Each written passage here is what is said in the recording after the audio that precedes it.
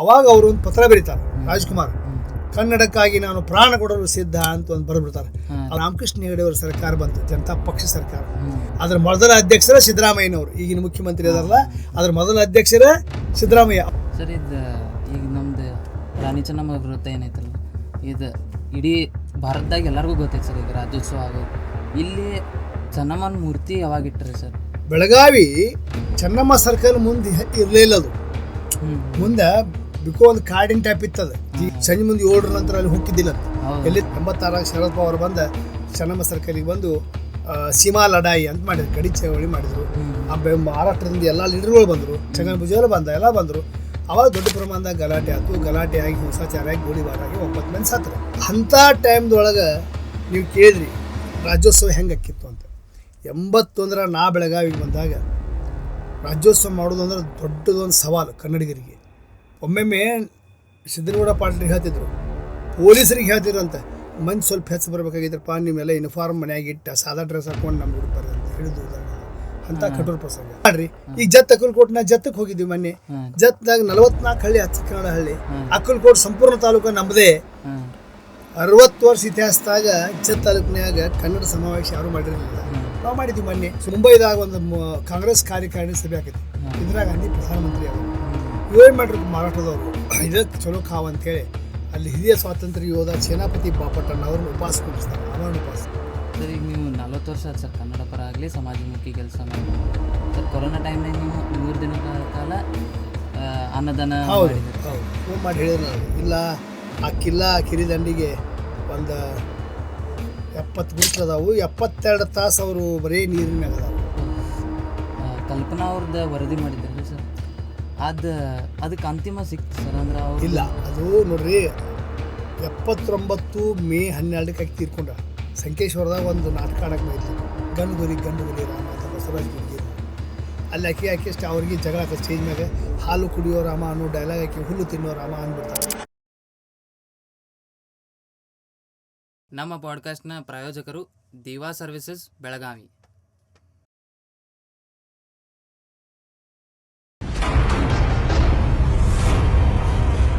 Sir ನಮಸ್ತೆ. ನಮಸ್ಕಾರ sir. ನಮ್ದು ಇದು ಮೊದಲನೇ ಎಪಿಸೋಡ್ ಸರ್. ಈಗ ನಾವು ಯಾವುದೋ ಒಂದು ಕೆಲಸ ಶುರು ಮಾಡ್ಬೇಕಂದ್ರೆ ಮನ್ಯಾಗ ಹೇಳ್ತಾರೆ ಸರ್, ಹಿರಿಯರ ಆಶೀರ್ವಾದದಿಂದ ಕೆಲಸ ಶುರು ಮಾಡ್ಬೇಕಂತೇಳಿ. ಅದಕ್ಕೆ ನಮ್ಮ ಮೊದಲನೇ ಎಪಿಸೋಡ್ಗನ ನಿಮ್ಗೆ ಹೇಳಿದ್ವಿ ಸರ್. ನೀವು ನಮ್ಮ ಕರೆಗೆ ಒಗ್ಗಟ್ಟು ಬಂದಿದ್ದೀರಿ, ಧನ್ಯವಾದಗಳು ಸರ್. ತಮಗೂ ಧನ್ಯವಾದಗಳು, ತಮಗೆ ಶುಭಾಶಯಗಳು. ತಮ್ಮ ಹೊಸ ಚಾನಲ್ ಆರಂಭ ಮಾಡಿದಿರಿ. ಇದು ಸಮಾಜಮುಖಿ ಇರಲಿ, ಜನಪರ ಇರಲಿ, ಕನ್ನಡ ಪರವಾಗಿ ಇರಲಿ ಅಂತೇಳಿ ನಾನು ಆಶಿಸ್ತಾ ತಮ್ಮ ಆಹ್ವಾನ ಮೇರೆಗೆ ಇಲ್ಲಿ ಬಂದಿದ್ದೀನಿ. 4 ಮಾತಾಡೋಕ್ಕೆ ನಾನು ಬಂದಿದ್ದೀನಿ. ಧನ್ಯವಾದಗಳು ಸರ್. ಸರ್, ಈಗ ನೀವು ಕನ್ನಡ ಪರ ಕೆಲಸ ಮಾಡೋಕತ್ತಾಗಲಿ, ಸಮಾಜಮುಖಿ ಕೆಲಸ ಆಗಲಿ, ಈಗ 40 ವರ್ಷ ಆಯ್ತು ಸರ್ ನೀವು ಮಾಡೋಕತ್ತ. ಸರ್, ಯಾವಾಗ ಶುರು ಆಗಿತ್ತು ಸರ್? ಅಂದರೆ 1982 ನಡೆದಂಥ ರಾಜ್ಯದಲ್ಲಿ ನಡೆದಂಥ ಐತಿಹಾಸಿಕ ಗೋಕಾಕ್ ಚಳವಳಿ ಅಂತ ನಾವು ಕರಿತೀವಲ್ಲ, ಗೋಕಾಕ್ ಚಳವಳಿ ನೇತೃತ್ವ ವಹಿಸಿದಂಥ ಡಾಕ್ಟರ್ ರಾಜ್ಕುಮಾರ್ ಅವರು ಬೆಳಗಾವಿಂದನೇ ಇಲ್ಲಿಂದನೇ ಅವರು ಯಾತ್ರೆ ಆರಂಭ ಮಾಡಿದರು. ಆವಾಗ ನಮ್ಮ ವಯಸ್ಸು 19-20 ವಯಸ್ಸು. ಆ ವಯಸ್ಸಿನಾಗ ನಾವು ಕನ್ನಡ ಹೋರಾಟ ಗೋಕಾಕ್ ಚಳವಳಿ ಮೂಲಕ ನಮ್ಮ ಪೀಳಿಗೆಯವರು ಈ ಕನ್ನಡ ಹೋರಾಟದಲ್ಲಿ ತೊಡ್ಕೊಂಡಿವಿ. ಅದು ಬೆಳಗಾವಿಯಿಂದ ನಾವು ರಾಜ್ಕುಮಾರ್ ಅವರನ್ನು ಸ್ವಾಗತ ಮಾಡಿ ದೊಡ್ಡ ಪ್ರಮಾಣದಾಗ ಚಳವಳಿ ಆಯಿತು. ನನ್ನ ಪೀಳಿಗೆ ಅವರು 3ನೇ ಪೀಳಿಗೆ, ನಮ್ಮ ಪೀಳಿಗೆ 3ನೇ ಪೀಳಿಗೆ. ನಾವು 19-20 ವಯಸ್ಸಿನವರು. ಅನೇಕ ಜನ ಬೆಳಗಾವಿ ಯಂಗ್ಸ್ಟರ್ಸ್ ಆವಾಗಿನ ಕಾಲಕ್ಕೆ. ಯಾಕಂದ್ರೆ ಮೊಟ್ಟ ಮೊದಲನ ಪೀಳಿಗೆ ವಾಲಿ ಚೆನ್ನಪ್ಪ, ಅಣ್ಣು ಗುರುಜಿ ಅಂತವ್ರು ಯಾರಿದ್ರು 56ರಾಗ. ನಂತರ ಬಂದ ಪೀಳಿಗೆ ಸಿದ್ದನಗೌಡ ಪಾಟೀಲ್, ರಾಘವೇಂದ್ರ ಜೋಶಿ, ಇಲ್ಲಿ ಶಂಕರ್ ಬುಚಡಿ, ಹರಿ ದೇಶಪಾಂಡೆ. ಈ ನಂತರ ಇದು 2ನೇ ಪೀಳಿಗೆ. ನಮ್ಮ ಕೈಯಾಗಿ ಚಳವಳಿಯನ್ನು ಮಾರ್ಗದರ್ಶನ ಮಾಡಿದವರು 2ನೇ ಪೀಳಿಗೆಯವರು, ನಾವು 3ನೇ ಪೀಳಿಗೆ. ಈಗ 4ನೇ ಪೀಳಿಗೆ, 5ನೇ ಪೀಳಿಗೆ ಬಂದವು. ನಾವು 40 ವರ್ಷದಿಂದ ಈ ಹೋರಾಟದಲ್ಲಿ ಇದ್ದೇವೆ. 18 ವಯಸ್ಸಿದ್ದಾಗನ ನೀವು? 18. ಅದು ನಮ್ಮ ದೀಕ್ಷೆ. ನಾ ಪತ್ರಕರ್ತ ಅಂತ ರಾಮದುರ್ಗದಿಂದ ಏನು ಬೆಳಗಾವಿಗೆ ಬಂದೆ. ಇಲ್ಲಿ ನಾ ಪತ್ರಕರ್ತ ಇದ್ದೆ ಅವಾಗ ಕನ್ನಡದಾಗ ಒಂದು 11 ತಿಂಗಳು ಸಬ್ ಎಡಿಟರ್ ಇದ್ನಿ, ಉಪಸಂಪಾದಕ ಇದ್ನಿ. ಆಮೇಲೆ ರಾಘವನ್ ಜೋಶಿ ಅವರ ನಾಡೋಜ್ ದಿನಪತ್ರಿಕೆ ಒಳಗೆ ನಾನು ಸಹಾಯಕ ಸಂಪಾದಕ ಆದ್ನಿ. ಪತ್ರಕರ್ತು ಇಟ್ಕೊಂಡೇ ಇಲ್ಲಿ ಚಳವಳಿ ಎಲ್ಲ ಕೆಲಸ ಮಾಡಿದವ್ರು ನಾವು ಬೆಳಗಾವಿಯಲ್ಲಿ. ಹೀಗಾಗಿ ನಾವು 3ನೇ ಪೀಳಿಗೆ ಅದ. ಈಗಿನ ಪೀಳಿಗೆ ಬೇರೆ ಬೇರೆ, ನಿಮ್ಗೆ ಗೊತ್ತೈತಿ, ಬೇರೆ ಬೇರೆ ಹೊಸ ಪೀಳಿಗೆ ಬಂದವ. ಇದು ಕನ್ನಡ ಅನ್ನೋದು ಒಂದು ರಥ. ಇದು ನಮ್ಮ ಕೈ ಸೋತ್ಕೂಲ ನಾವು ಹಿಂಗೆ ಸರಿಬೇಕು, ಮುಂದಿನ ಪೀಳಿಗೆಯವರನ್ನು ರಥ ಎಳಿಬೇಕು. ಆ ಒಂದು ಸೈದ್ಧಾಂತಿಕ ಹಿನ್ನೆಲೆಯಲ್ಲಿ ನಾವು ಯಾವಾಗಲೂ ಹೇಳ್ತಿರ್ತೇನೆ, ಇದು ಯಾರ್ದು ಕನ್ನಡ ಚಳವಳಿ ಹೋರಾಟ ಯಾರ್ದು ಗುತ್ತಿಗೆ ಅಲ್ಲ, ನನ್ನ ಸೊತ್ತಲ್ಲ. ಇದು 1, 2, 3ನೇ ಪೀಳಿಗೆಯವರು. ಈಗ ನಾವು ಹುಡುಗರು ಬಂದಾವ, ಯಂಗ್ಸ್ಟರ್ಸ್ ಬಂದಾರ, ನಾವು ಅವ್ರಿಗೆ ಮಾರ್ಗದರ್ಶನ ಮಾಡುವಂಥ ಕೆಲಸ ಮಾಡ್ತೀವಿ. ಆದರೂ ನಾವು ಸಕ್ರಿಯ ಚಳವಳಿಯಾಗ ಅದೀವಿ. ಆದರೂ ಈಗ ಮಾರ್ಗದರ್ಶನ ಮಾಡಿ ಹಿಂಗೆ ಹೋದ್ರೆ ಇದು ಕನ್ನಡ ಸಾಧಿಸ್ತೀವಿ ಅಂತ ಹೇಳೋ ಮಟ್ಟಿಗೆ ನಾವು ಕೂತೀವಿ. ಹೌದು ಸರ್. ಮತ್ತು ಇನ್ನೊಂದು ಹೆಂಗೈತೆ ಸರ್, ಈಗಿನ ಏನು ಜನ್ರೇಷನ್ ಐತಲ್ರಿ, ಇವ್ರಿಗೆ ಗೋಕಾಕ್ ಚಳುವಳಿ ಅಂತಂದ್ರೆ ಗೋಕಾಕಿಂದ ಶುರು ಆಗಿದ್ದ ಅನ್ನೋದೊಂದು ತಪ್ಪು ಕಲ್ಪನೆ ಐತೆ ಸರ್. ತಪ್ಪಲ್ಲ, ಅದು ಅವ್ರದ್ದು ತಪ್ಪಲ್ಲ. ಈಗ ನಾನು 1947 ಸ್ವಾತಂತ್ರ್ಯ ಸಿಕ್ತು ಅಂತ ನನಗೆ ಗೊತ್ತೈತೆ. ನಾನು ಹುಟ್ಟಿದ್ದಿಲ್ಲ. ಆದ್ರೆ 1947 ಸ್ವಾತಂತ್ರ್ಯ ಹೆಂಗೆ ಸಿಕ್ತು, ಯಾರು ಹೋರಾಟ ಮಾಡಿದ್ರು ತಿಳ್ಕೊಳ್ಳೋದು ನನ್ನ ಕರ್ತವ್ಯ ಆ ಸ್ವಾತಂತ್ರ್ಯ ಚಳವಳಿ ಬಗ್ಗೆ. ಹಂಗೆ ಗೋಕಾಕ್ ಚಳವಳಿ ಆದಾಗ ಅನೇಕರು ಇನ್ನು ಹುಟ್ಟಿರಲಿಲ್ಲ, ಈಗಿನ ಪೀಳಿಗೆ ಹುಟ್ಟಿರಲಿಲ್ಲ. ನಮ್ಮ ವಯಸ್ಸಿನ 19-20 ಇತ್ತು. ಆದ್ರೆ ಅದನ್ನು ತಿಳ್ಕೊಳ್ಳೋ ಪ್ರಯತ್ನ ಮಾಡಬೇಕಲ್ಲ. ನೀವು ಕನ್ನಡ ಹೋರಾಟದಾಗದ್ರಿ, ಗಡಿ ಹೋರಾಟದಾಗದ್ರಿ, ಭಾಷಾ ಹೋರಾಟದಾಗದ್ರಿ ಅಂದಮೇಲೆ ಅದರ ಹಿನ್ನೆಲೆ ತಿಳ್ಕೊಳ್ಳುವಂಥ ಕೆಲಸ ನೀವು ಮಾಡ್ಬೇಕು. ಅದನ್ನು ಮಾಡ್ತಾ ಇಲ್ಲ. ನನಗೆ ವಿಷಾದ ಏನಂದ್ರೆ ಅದನ್ನು ಈಗ ನಮ್ಮ ಅನೇಕ ಯುವ ಪತ್ರಕರ್ತರೇ ಗೊತ್ತಿಲ್ಲ. ನನಗೆ ಅನೇಕ ಮಂದಿ ಕೇಳ್ತಾರೆ ಗೋಕಾಕ್ ಚಳವಳಿ ಅಂದ್ರೆ ನೀವು ಅಂದಿರಲ್ಲ, ಅದು ಗೋಕಾಕ ನಡೆದಿತ್ತು. ಅನೇಕ ಪತ್ರಕರ್ತರು 20-25 ವರ್ಷ ಕೆಲಸ ಮಾಡಿದವ್ರು ಸಹಿತ ಅಂತ ತಿಳ್ಕೊಂಡಿಲ್ಲ. ಇದು ಸಾಮಾನ್ಯ ಹುಡುಗರು ತಪ್ಪಲ್ಲ. ಅದನ್ನು ತಿಳ್ಕೊಳ್ಳೋ ಅನೇಕ ಸಲ ನಾನು ಅನೇಕ ಯೂನಿವರ್ಸಿಟಿ ಹೋಗಿರ್ತೀನಿ. ಹಾವೇರಿ ಯೂನಿವರ್ಸಿಟಿ ಹೋಗಿದ್ನಿ, ಕರ್ನಾಟಕ ಯೂನಿವರ್ಸಿಟಿ ಹೋಗಿ, ಇಲ್ಲಿ ಅದು ಚೆನ್ನಮ್ಮ ಯೂನಿವರ್ಸಿಟಿ ಹೋಗಿದ್ನಿ. ಅನೇಕ ಶಾಲೆ ಕಾಲೇಜುಗಳು ಹೋಗ್ತೀನಿ. ಅಲ್ಲಿ ಮೊದಲು ಇದನ್ನೇ ಹೇಳ್ತೇನೆ, ಅಲ್ಲಿ ಸಂವಾದ ಮಾಡ್ತೀನಿ. ನಾ ಬರೀ ಭಾಷಣ ಅಲ್ಲ, ನನ್ನ ಭಾಷಣಕ್ಕೆ ನೀವು ಪ್ರಶ್ನೆ ಕೇಳಿದ್ರೆ ನಾನು ನಿಮಗೆ ಉತ್ತರ ಕೊಡ್ತೀನಿ ಅಂತೇಳಿ PhD ಸ್ಟೂಡೆಂಟ್ ಅವ್ರನ್ನ ಉದ್ದೇಶಿಸಿ ನಾ ಭಾಷಣ ಮಾಡೋ ಮುಂದೆ ಇದನ್ನೇ ಹೇಳ್ತಾನೆ. ನೀವೇಂದ್ರಿ ಗೋಕಾಕ್ ಚಳವಳಿ ಅಂದರೆ ಏನು ಅಂದ್ರೆ 1980ಕ್ಕಿಂತ ಮೊದಲ ಮಾಧ್ಯಮಿಕ ಶಿಕ್ಷಣದಲ್ಲಿ ಅಂದರೆ ಮಾಧ್ಯಮಿಕ ಶಾಲೆಯಲ್ಲಿ ಪ್ರಥಮ ಭಾಷೆ ಸಂಸ್ಕೃತ ಮೊದಲ ಭಾಷೆ. ಅವಾಗ ಅದನ್ನು ಒಬ್ಬರು ಕರ್ನಾಟಕದೊಳಗೆ ಸಂಸ್ಕೃತಿಗೆ ಇರಬಾರ್ದು ಅಂತ ಹೇಳಿ ಒಬ್ಬರು ಹೈಕೋರ್ಟಿಗೆ ರೀಟ್ ಪಿಟಿಷನ್ ಹಾಕ್ತಾರೆ, ಕರ್ನಾಟಕ ಹೈಕೋರ್ಟಿಗೆ 79ರಾಗ. ಆವಾಗ ಸರ್ಕಾರ ಒಂದು ಅಫಿಡವಿಟ್ ಪ್ರಮಾಣ ಪತ್ರ ಸಲ್ಲಿಸಿ ನಾವು ಮಾಧ್ಯಮಿಕ ಶಿಕ್ಷಣದಲ್ಲಿ ಕನ್ನಡಕ್ಕೆ ಏನು ಸ್ಥಾನಮಾನ ಇರಬೇಕು, ಮೊದಲನೇ ಸ್ಥಾನ ಯಾರಿಗೆ ಕೊಡಬೇಕು ಅನ್ನೋದು ನಾವು ತೀರ್ಮಾನ ಮಾಡ್ತೇವೆ ಅಂಥೇಳಿ ಅವರು ಒಂದು ಅಫಿಡವಿಟ್ ಸಲ್ಲಿಸ್ತಾರೆ ಸರ್ಕಾರದವರು. ಅವ್ರು ರೇಟ್ ಹಾಕಿದವ್ರು ಅದನ್ನು ಹಿಂದೆ ತಕ್ಕೋತಾರೆ. ಅವಾಗ ಇಲ್ಲೇ ಗುಂಡೂರಾವ್ ಅಂತ ಮುಖ್ಯಮಂತ್ರಿ ಇದ್ದರು 80ರಾಗ. ಗುಂಡೂರಾವ್ ಮುಖ್ಯಮಂತ್ರಿ ಇದ್ದಾಗ ಅವ್ರೇನು ಮಾಡ್ತಾರೋ ಒಂದು ಸಮಿತಿ ರಚನೆ ಮಾಡ್ತಾರೆ. ಜ್ಞಾನಪೀಠ ಪ್ರಶಸ್ತಿ ವಿಜೇತ ವಿನಾಯಕ ಕೃಷ್ಣರಾವ್ ಗೋಕಾಕರ ಅಧ್ಯಕ್ಷತೆಯೊಳಗೆ ಒಂದು ಕಮಿಟಿ ಮಾಡ್ತಾರೆ. ಅದು ಗೋಕಾಕ್ ಕಮಿಟಿ ಅಂತ ಫಾರ್ಮ್ ಆಕತಿ. ಅವ್ರ ಕೆಲಸ ಏನಂದ್ರೆ ಮಾಧ್ಯಮಿಕ ಶಿಕ್ಷಣದಲ್ಲಿ ಮೊದಲ ಸ್ಥಾನ ಯಾವ ಭಾಷೆಗೆ ಇರಬೇಕು. ಅವಾಗ ಗೋಕಾಕ್ ಏನು ಮಾಡ್ತಾರೆ, ಬೆಳಗಾವಿ, ಧಾರವಾಡ, ಬಿಜಾಪುರ, ಕಾರವಾರ ಎಲ್ಲ ಕಡೆ ಟೂರ್ ಮಾಡ್ತಾರೆ. ಜನರ ಮನವಿ ಸ್ವೀಕಾರ ಮಾಡ್ತಾರೆ. ಜನರ ಅಭಿಪ್ರಾಯ ಏನು ಬರ್ತದೆ ನೋಡ್ತಾರೆ. ಆವಾಗ ಜನರ ಅಭಿಪ್ರಾಯ ಬಂದ ಮೇಲೆ ಸರ್ಕಾರಕ್ಕೆ ಒಂದು ವರದಿ ಕೊಡ್ತಾರೆ. ಮಾಧ್ಯಮಿಕ ಶಿಕ್ಷಣದಲ್ಲಿ ಕನ್ನಡಕ್ಕೆ ಮೊದಲನೇ ಸ್ಥಾನ ಇರಬೇಕು, ಮೊದಲ ವಿಷಯವನ್ನಾಗಿ ಕಲಿಸಬೇಕು ಅಂತ ವರದಿ ಕೊಡ್ತಾರೆ. ಅವರು ಕೊಟ್ಟ ಮೇಲೆ ಅದನ್ನು ಅನುಷ್ಠಾನ ತರಲಿಕ್ಕೆ ಗುಂಡೂರಾವ್ ಸರ್ಕಾರ ಹೆಜಿಟೇಟ್ ಮಾಡ್ತಾರೆ, ಅನುಮಾನಿಸ್ತಾರೆ. ಅವಾಗ ಗೋಕಾಕ್ ವರದಿ ಜಾರಿಗೆ ಬರಲಿ ಅಂತೇಳಿ ರಾಜ್ಯ ತುಂಬ ಚಳವಳಿ ಸ್ಟಾರ್ಟ್ ಆಗತ್ತೆ. ಧಾರವಾಡದಾಗ ಹಿರಿಯ ಸಾಹಿತಿಗಳು, ಹಿರಿಯ ಸಂಶೋಧಕ ಶಂಭಾ ಜೋಶಿ, ರಾಮ್ ಜಾಧವ್, ಪಾಟೀಲ್ ಪುಟ್ಟಪ್ಪ, ರಾಯ ಧಾರವಾಡ್ಕರ್, ಬಸವರಾಜ್ ಕಟ್ಟಿಮನಿ, ಚನ್ವೀರ್ ಕಣಿವಿ, ಆಮೇಲೆ ಚಂದ್ರಶೇಖರ್ ಪಾಟೀಲ್, ಇವರೆಲ್ಲರ ಮಹಿಳೆಯರ ಧರಣಿ ಮಾಡ್ತಾರೆ, ಸತ್ಯಾಗ್ರಹ ಮಾಡ್ತಾರೆ. ಆ ಸತ್ಯಾಗ್ರಹಕ್ಕೆ ಸರ್ಕಾರ ಮಣಿಯುವುದಿಲ್ಲ. ಗೋಕಾಕ್ ವರದಿ ಜಾರಿಗೆ ಬರಲಿ ಅಂತಾನೆ ಮಾಡ್ತಾರೆ. ಯಾರು ಆ ಸಾಹಿತಿಗಳು. ಅವಾಗ ಪಾಟೀಲ್ ಪುಟ್ಟಪ್ಪನವ್ರ ತಲೆಗೆ ಏನು ಬರ್ತೈತಿ, ಬರೀ ಸಾಹಿತಿಗಳು ಇದನ್ನು ಚಳವಳಿ ಮಾಡೋರು ಸಾಲೋದಿಲ್ಲ, ಇದು ಜನರ ಆಂದೋಲನ ಆಗಬೇಕು, ಜನಾಂದೋಲನ ಆಗಬೇಕು ಅಂಥೇಳಿ ಅವರು ಒಂದು ತೀರ್ಮಾನ ತಗೋತಾರೆ. ಅವಾಗ ಹೆಂಗಾರೆ ಜನಾಂದೋಲನಕ್ಕೆ ಯಾರ ನೇತೃತ್ವ? ಅವಾಗ ಡಾಕ್ಟರ್ ರಾಜ್ಕುಮಾರ್ ಅಂದ್ರೆ ಅತ್ಯುನ್ನತ ಇದರಾಗಿದ್ದರು. ಅವ್ರದ್ದು ಜನಪ್ರಿಯತೆ ಎಷ್ಟಿತ್ತಂದ್ರೆ ಶಿಖರ ಮುಟ್ಟಿತ್ತು. ಅವಾಗ ಅವರು ಚೆನ್ನೈದಾಗಿದ್ದರು ಡಾಕ್ಟರ್ ರಾಜ್ಕುಮಾರ್. ಇವರೊಂದು ಪತ್ರ ಬರೀತಾರೆ, ನಾವು ಹಿಂಗೆ ಗೋಕಾಕ್ ವರದಿ ಜಾರಿ ಸಲ ಮಾಡತ್ತೇವೆ, ನೀವು ಇದರ ನಾಯಕತ್ವ ವಹಿಸಬೇಕು ಅಂತ ಪಾಟೀಲ್ ಪುಟ್ಟಪ್ಪನ ಬರೀತಾರೆ. ಅವಾಗ ಅವರು ಒಂದು ಪತ್ರ ಬರೀತಾರೆ ರಾಜ್ಕುಮಾರ್, ಕನ್ನಡಕ್ಕಾಗಿ ನಾನು ಪ್ರಾಣ ಕೊಡಲು ಸಿದ್ಧ ಅಂತ ಒಂದು ಬರೆದ್ಬಿಡ್ತಾರೆ. ಅದು ರಾಜ್ಯ ತುಂಬ ಎಲ್ಲ ಪತ್ರಿಕೆಯಲ್ಲಿ ಬಂದ ಕೂಡಲೇ ಒಂದು ರೋಮಾಂಚನ, ಸಂಚಲನ ಆಗ್ಬಿಡ್ತೈತಿ. ಅವ್ರು ರಾಜ್ಕುಮಾರ್ ಎಲ್ಲಿಂದ ಚಳವಳಿ ಸ್ಟಾರ್ಟ್ ಮಾಡಬೇಕು, ಬೆಳಗಾವಿಯಿಂದಲೇ ಮಾಡಬೇಕು. 82 ಮೇ 15 ಅವ್ರು ಇಲ್ಲಿ ಬರ್ತಾರೆ.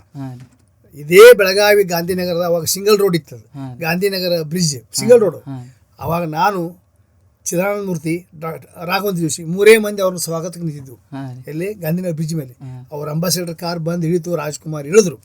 ಅವತ್ತ ಪೆಟ್ರೋಲ್ ತೀರಿತ್ತು ಅವ್ರ ಗಾಡಿಗೆ. ಆಮೇಲೆ ಪೆಟ್ರೋಲ್ ಹಾಕ್ಸಕ್ಕೆ ಒಬ್ರು ತೊಗೊಂಡು ಹೋದ್ರು. ಆಮೇಲೆ ನಾನು ಅವ್ರು ರಾಘವಂತ ಜೋಶಿ, ಚಿದಾನಂದ ಮೂರ್ತಿನೂ ಹೋದ್ರು. ನಾನು ರಾಜ್ಕುಮಾರ್ 1 ತಾಸು ನಿಂತೀವಿ ಅಲ್ಲಿ. ಮಬ್ಬು ಗತ್ತಲ್ಲಿ ನಂಗೆ ಸಂಜೆ ಮುಂದೆ ಯಾರು ನೋಡಿಲ್ಲ. ನಮ್ಗೆ ಗಾಂಧಿನಗರ ರೈತರು ಬರ್ತಾರ, ಹುಲ್ಲು ಹೊತ್ಕೊಂಡ್ ಬರ್ತಾರ. 1.5 ತಾಸು ನಿಂತೀವಿ ಎಲ್ಲಿ ಅಲ್ಲಿ ಅವರು ಇಂಡಾ ಲೈಬ್ಗೆ ಹೋಗಿ ಹಾಲ್ಟ್ ಮಾಡ್ತಾರೆ. ಮೇ 14 ಕಾಲೇಜ್ ರೋಡ್ನಾಗಿ ಗಾಂಧಿ ಭವನ ಆಗಿತ್ತಲ್ಲ, ಅದು ದೊಡ್ಡ ಮೈದಾನ ಇತ್ತು. ಅದು ಗಾಂಧಿ ಭವನ ಕಟ್ಟಿರಲ್ಲ, ದೊಡ್ಡ ಮೈದಾನ ಅದು. ಅಲ್ಲಿ ಒಂದು ಬಿಲ್ಡಿಂಗ್ ಇತ್ತು. ಬಿಲ್ಡಿಂಗ್ ಮೇಲೆ ರಾಜ್ಕುಮಾರ್ ಅವರ ಬಹಿರಂಗ ಸಭೆ. ಆಗಿನ ಕಾಲಕ್ಕೆ 10,000 ಜನ 87 ಮೇ 16 ನಾವೆಲ್ಲ ಅಂದ್ರೆ ನಾವು ಚಳವಳಿ ಮಾಡೋ ಅಂದ್ರೆ ನಾವು ನಾಯಕರಲ್ಲ. ಕುರ್ಚಿ ಹಾಕೋದು, ಎದಿಗೆ ಒಂದು ಬಿಲ್ಲ ಇಟ್ಕೊಳ್ಳೋದು, ಕಾರ್ಯಕರ್ತರು ಜಮಖಾನ ಹಾಸೋದು, ಕಸ ಹುಡುಗೋದು, ಇದನ್ನ ಅಲ್ಲಿಂದ ಸ್ಟಾರ್ಟ್ ಮಾಡಿದವ್ರು ನಾವು. ಏನು ಕೊಳ್ಳಪಟ್ಟಿ ಹಾಕೊಂಡು ನಾವು ನಾಯಕರಲ್ಲ, ಯಂಗ್ಸ್ಟರ್ಸ್ ಎಲ್ಲ ಹುಡುಗರು. ಅಲ್ಲಿಂದ ನಮ್ಮ ಚಳವಳಿ ಚಾಲು ಆಯ್ತು. ಅದ್ರ ಗೋಕಾಕ್ ವರದಿ ಅಥವಾ ಗೋಕಾಕ್ ಚಳವಳಿ ಮಾಧ್ಯಮಿಕ ಶಿಕ್ಷಣಕ್ಕೆ ಸೀಮಿತ ಆದ ಚಳವಳಿ ಅದು. ಆದ್ರೆ ಅದ್ರ ಪರಿಣಾಮ ಏನಾಯ್ತು? ಕನ್ನಡದ ಕಿಚ್ಚನ್ನ ಬಡಿದೆಬ್ಬಿಸಿದಂಥ ಚಳವಳಿ, ರಾಜ್ಯದಲ್ಲಿ ಕನ್ನಡಿಗರಿಗೆ ಕನ್ನಡದ ಪ್ರಜ್ಞೆಯನ್ನ ಬಿತ್ತಿದ ಚಳವಳಿ ಅದು. ಗೋಕಾಕ್ ವರದಿ ಕೇವಲ ಮಾಧ್ಯಮಿಕ ಶಿಕ್ಷಣ ಕಟ್ಟೆ ಇತ್ತದು. ಅದರ ಪರಿಣಾಮ ದೊಡ್ಡ ಪರಿಣಾಮ ಆಗಿಬಿಡ್ತು ರಾಜ್ಯ ತುಂಬ. ರಾಜ್ಕುಮಾರ್ ಹೆಂಗೆ ಜಿಲ್ಲಾ ಸುತ್ತಾಕತ್ರು, ಲಕ್ಷಾಂತರ ಮಂದಿ ಕೊಡಾಕತ್ರು. ಅವಾಗ ಗುಂಡೂರಾವ್ ಸರ್ಕಾರ ಹೆದರಿದ್ರು, ಮಾತುಕತೆ ಕರೆದ್ರು ಪಾಟೀಲ್ ಪುಟ್ಟಪ್ಪನವ್ರನ್ನ, ರಾಜ್ಕುಮಾರ್ ಅವ್ರನ್ನ. ಅಲ್ಲಿ ಗೋಕಾಕ್ ವರದಿ ನಾವು ಜಾರಿ ತಯಾರಿ ಒಂದು. ಅವಾಗ ಕನ್ನಡಕ್ಕೆ ಮೊದಲನೇ ಸ್ಥಾನ ಮಾಧ್ಯಮಿಕ ಶಿಕ್ಷಣ ಸಿಕ್ತು. ಅದ್ರ ಪರಿಣಾಮ ಅಂದ್ರೆ 83ರಾಗ ವಿಧಾನಸಭಾ ಚುನಾವಣೆ ಒಳಗೆ ಗುಂಡೂರಾವ್ ಸರ್ಕಾರ ಅಲ್ಲಿಂದ ಮನೆಗೆ ಹೋತು. ಅವಾಗ ರಾಮಕೃಷ್ಣ ಹೆಗಡೆ ಅವರ ಸರ್ಕಾರ ಬಂತು, ಜನತಾ ಪಕ್ಷ ಸರ್ಕಾರ. ಅವಾಗ ರಾಮಕೃಷ್ಣ ಅಂದ್ರೆ ಕನ್ನಡದ ಪ್ರಜ್ಞೆ ರಾಜ ತುಂಬ ಕಿಚ್ಚೆತ್ತಲ್ಲ. ಅವಾಗ ಮೊಟ್ಟ ಮೊದಲು ರಾಮಕೃಷ್ಣ ಹೆಗಡೆ ಅವರು ಕನ್ನಡ ಕಾವಲು ಸಮಿತಿ ರಚನೆ ಮಾಡಿದ್ರು. ಅದ್ರ ಮೊದಲ ಅಧ್ಯಕ್ಷರ ಸಿದ್ದರಾಮಯ್ಯನವರು, ಈಗಿನ ಮುಖ್ಯಮಂತ್ರಿ ಅದಾರಲ್ಲ, ಅದ್ರ ಮೊದಲ ಅಧ್ಯಕ್ಷರ ಸಿದ್ದರಾಮಯ್ಯ. ಅವ್ರ ಪಕ್ಷೇತರ ಅಂತ ಆರಿಸಿ ಇದ್ರು ಎಲ್ಲಿಂದ, ಚಾಮುಂಡೇಶ್ವರಿಯಿಂದ, ಮೈಸೂರಿಂದ. ಮೊದಲೇ ಅಧ್ಯಕ್ಷರು ಅವರು ಯಾರು? ಈಗಿನ ಮುಖ್ಯಮಂತ್ರಿಗಳು ಮೊದಲೇ ಅಧ್ಯಕ್ಷರು. ಪಾಟೀಲ್ ಪುಟ್ಟಪ್ಪನವರು 85ರಾಗ 2ನೇ ಅಧ್ಯಕ್ಷರು. ಹಂಗೆ ಗೋಕಾಕ್ ಚಳವಳಿ ಪರಿಣಾಮ ಅವತ್ತು ರಾಜ್ಕುಮಾರ್ ಮನಸ್ಸು ಮಾಡಿದ್ರೆ ಮುಖ್ಯಮಂತ್ರಿ ಆಗ್ಬೋದಿತ್ತು, ರಾಜಕಾರಣ ಬರ್ಬೋದಿತ್ತು. ಅವ್ರ ಕೈ ಮುಗಿದ್ರು, ನನಗೆ ರಾಜಕಾರಣಕ್ಕೆ ಸಂಬಂಧಿಲ್ಲ, ನೀವು ಕನ್ನಡ ಕರೆದ್ರಿ, ಕನ್ನಡ ಸಲ ಕೆಲಸ ಮಾಡ್ತೀನಿ, ಬೇಕಾದ ಕರೀರಿ. ಈ ಗೋಕಾಕ್ ಚಳವಳಿ ಹಿನ್ನೆಲೆಯನ್ನು ನಾವು ತಿಳಿಸ್ಬೇಕು. ನಾ ಅಂತೋದನ್ನ ಎಲ್ಲಿ ಹೊದಲ್ಲಿ ಹೇಳ್ತೇನೆ, ತಿಳಿಸ್ಬೇಕು. ನಾ 1947 ನಾವು ಹುಟ್ಟಿಲ್ಲ ಅಂದ್ರೆ ಸ್ವಾತಂತ್ರ್ಯ ಉತ್ಸವ, ಸ್ವಾತಂತ್ರ್ಯ ಚಳವಳಿ ಹೆಂಗಾತ ನೋಡಿ ಹೇಳೋ ಧರ್ಮ ನಂದಲ್ಲ, ಕರ್ತವ್ಯ ನಂದ. ಹಂಗೆ ನೀವು ಗೋಕಾಕ್ ಚಳವಳಿ ಪತ್ರಕರ್ತರು ತಿಳ್ಕೊಬೇಕು, ಯುವಕರು ತಿಳ್ಕೊಬೇಕು. ಸರ್, ಇದು ಈಗ ನಮ್ದು ರಾಣಿ ಚೆನ್ನಮ್ಮ ವೃತ್ತ ಏನೈತಲ್ಲ, ಇದು ಇಡೀ ಭಾರತದಾಗ ಎಲ್ಲರಿಗೂ ಗೊತ್ತೈತೆ ಸರ್. ಈಗ ರಾಜ್ಯೋತ್ಸವ ಆಗೋದು ಇಲ್ಲಿ ಚೆನ್ನಮ್ಮನ ಮೂರ್ತಿ ಯಾವಾಗ ಇಟ್ಟರೆ ಸರ್? 1962ರಾಗ 1962 ಸ್ಥಾಪನೆ ಆಗಿದ್ದದು ಚೆನ್ನಮ್ಮ ಪ್ರತಿಮೆ. ನೀವು ನಮ್ಮ ಹಿರಿಯರು ಹೇಳ್ತಾರೆ, ನಾ ಬಂದದ್ದು ರಾಮದುರ್ಗದಿಂದ ಬಂದದ್ದು 80ರಾಗ ಬೆಳಗಾವಿ ಬಂದದ್ದು. ಆಮೇಲೆ ನಮ್ಮ ಹಿರಿಯರು ಸಿದ್ದನಗೌಡ ಪಾಟೀಲರಾಗಲಿ, ರಾಘವೇಂದ್ರ ಜೋಶಿ ಆಗಲಿ, ಬೆಳಗಾವಿ ಚೆನ್ನಮ್ಮ ಸರ್ಕಲ್ ಮುಂದೆ ಇರಲೇ ಇಲ್ಲ ಅದು.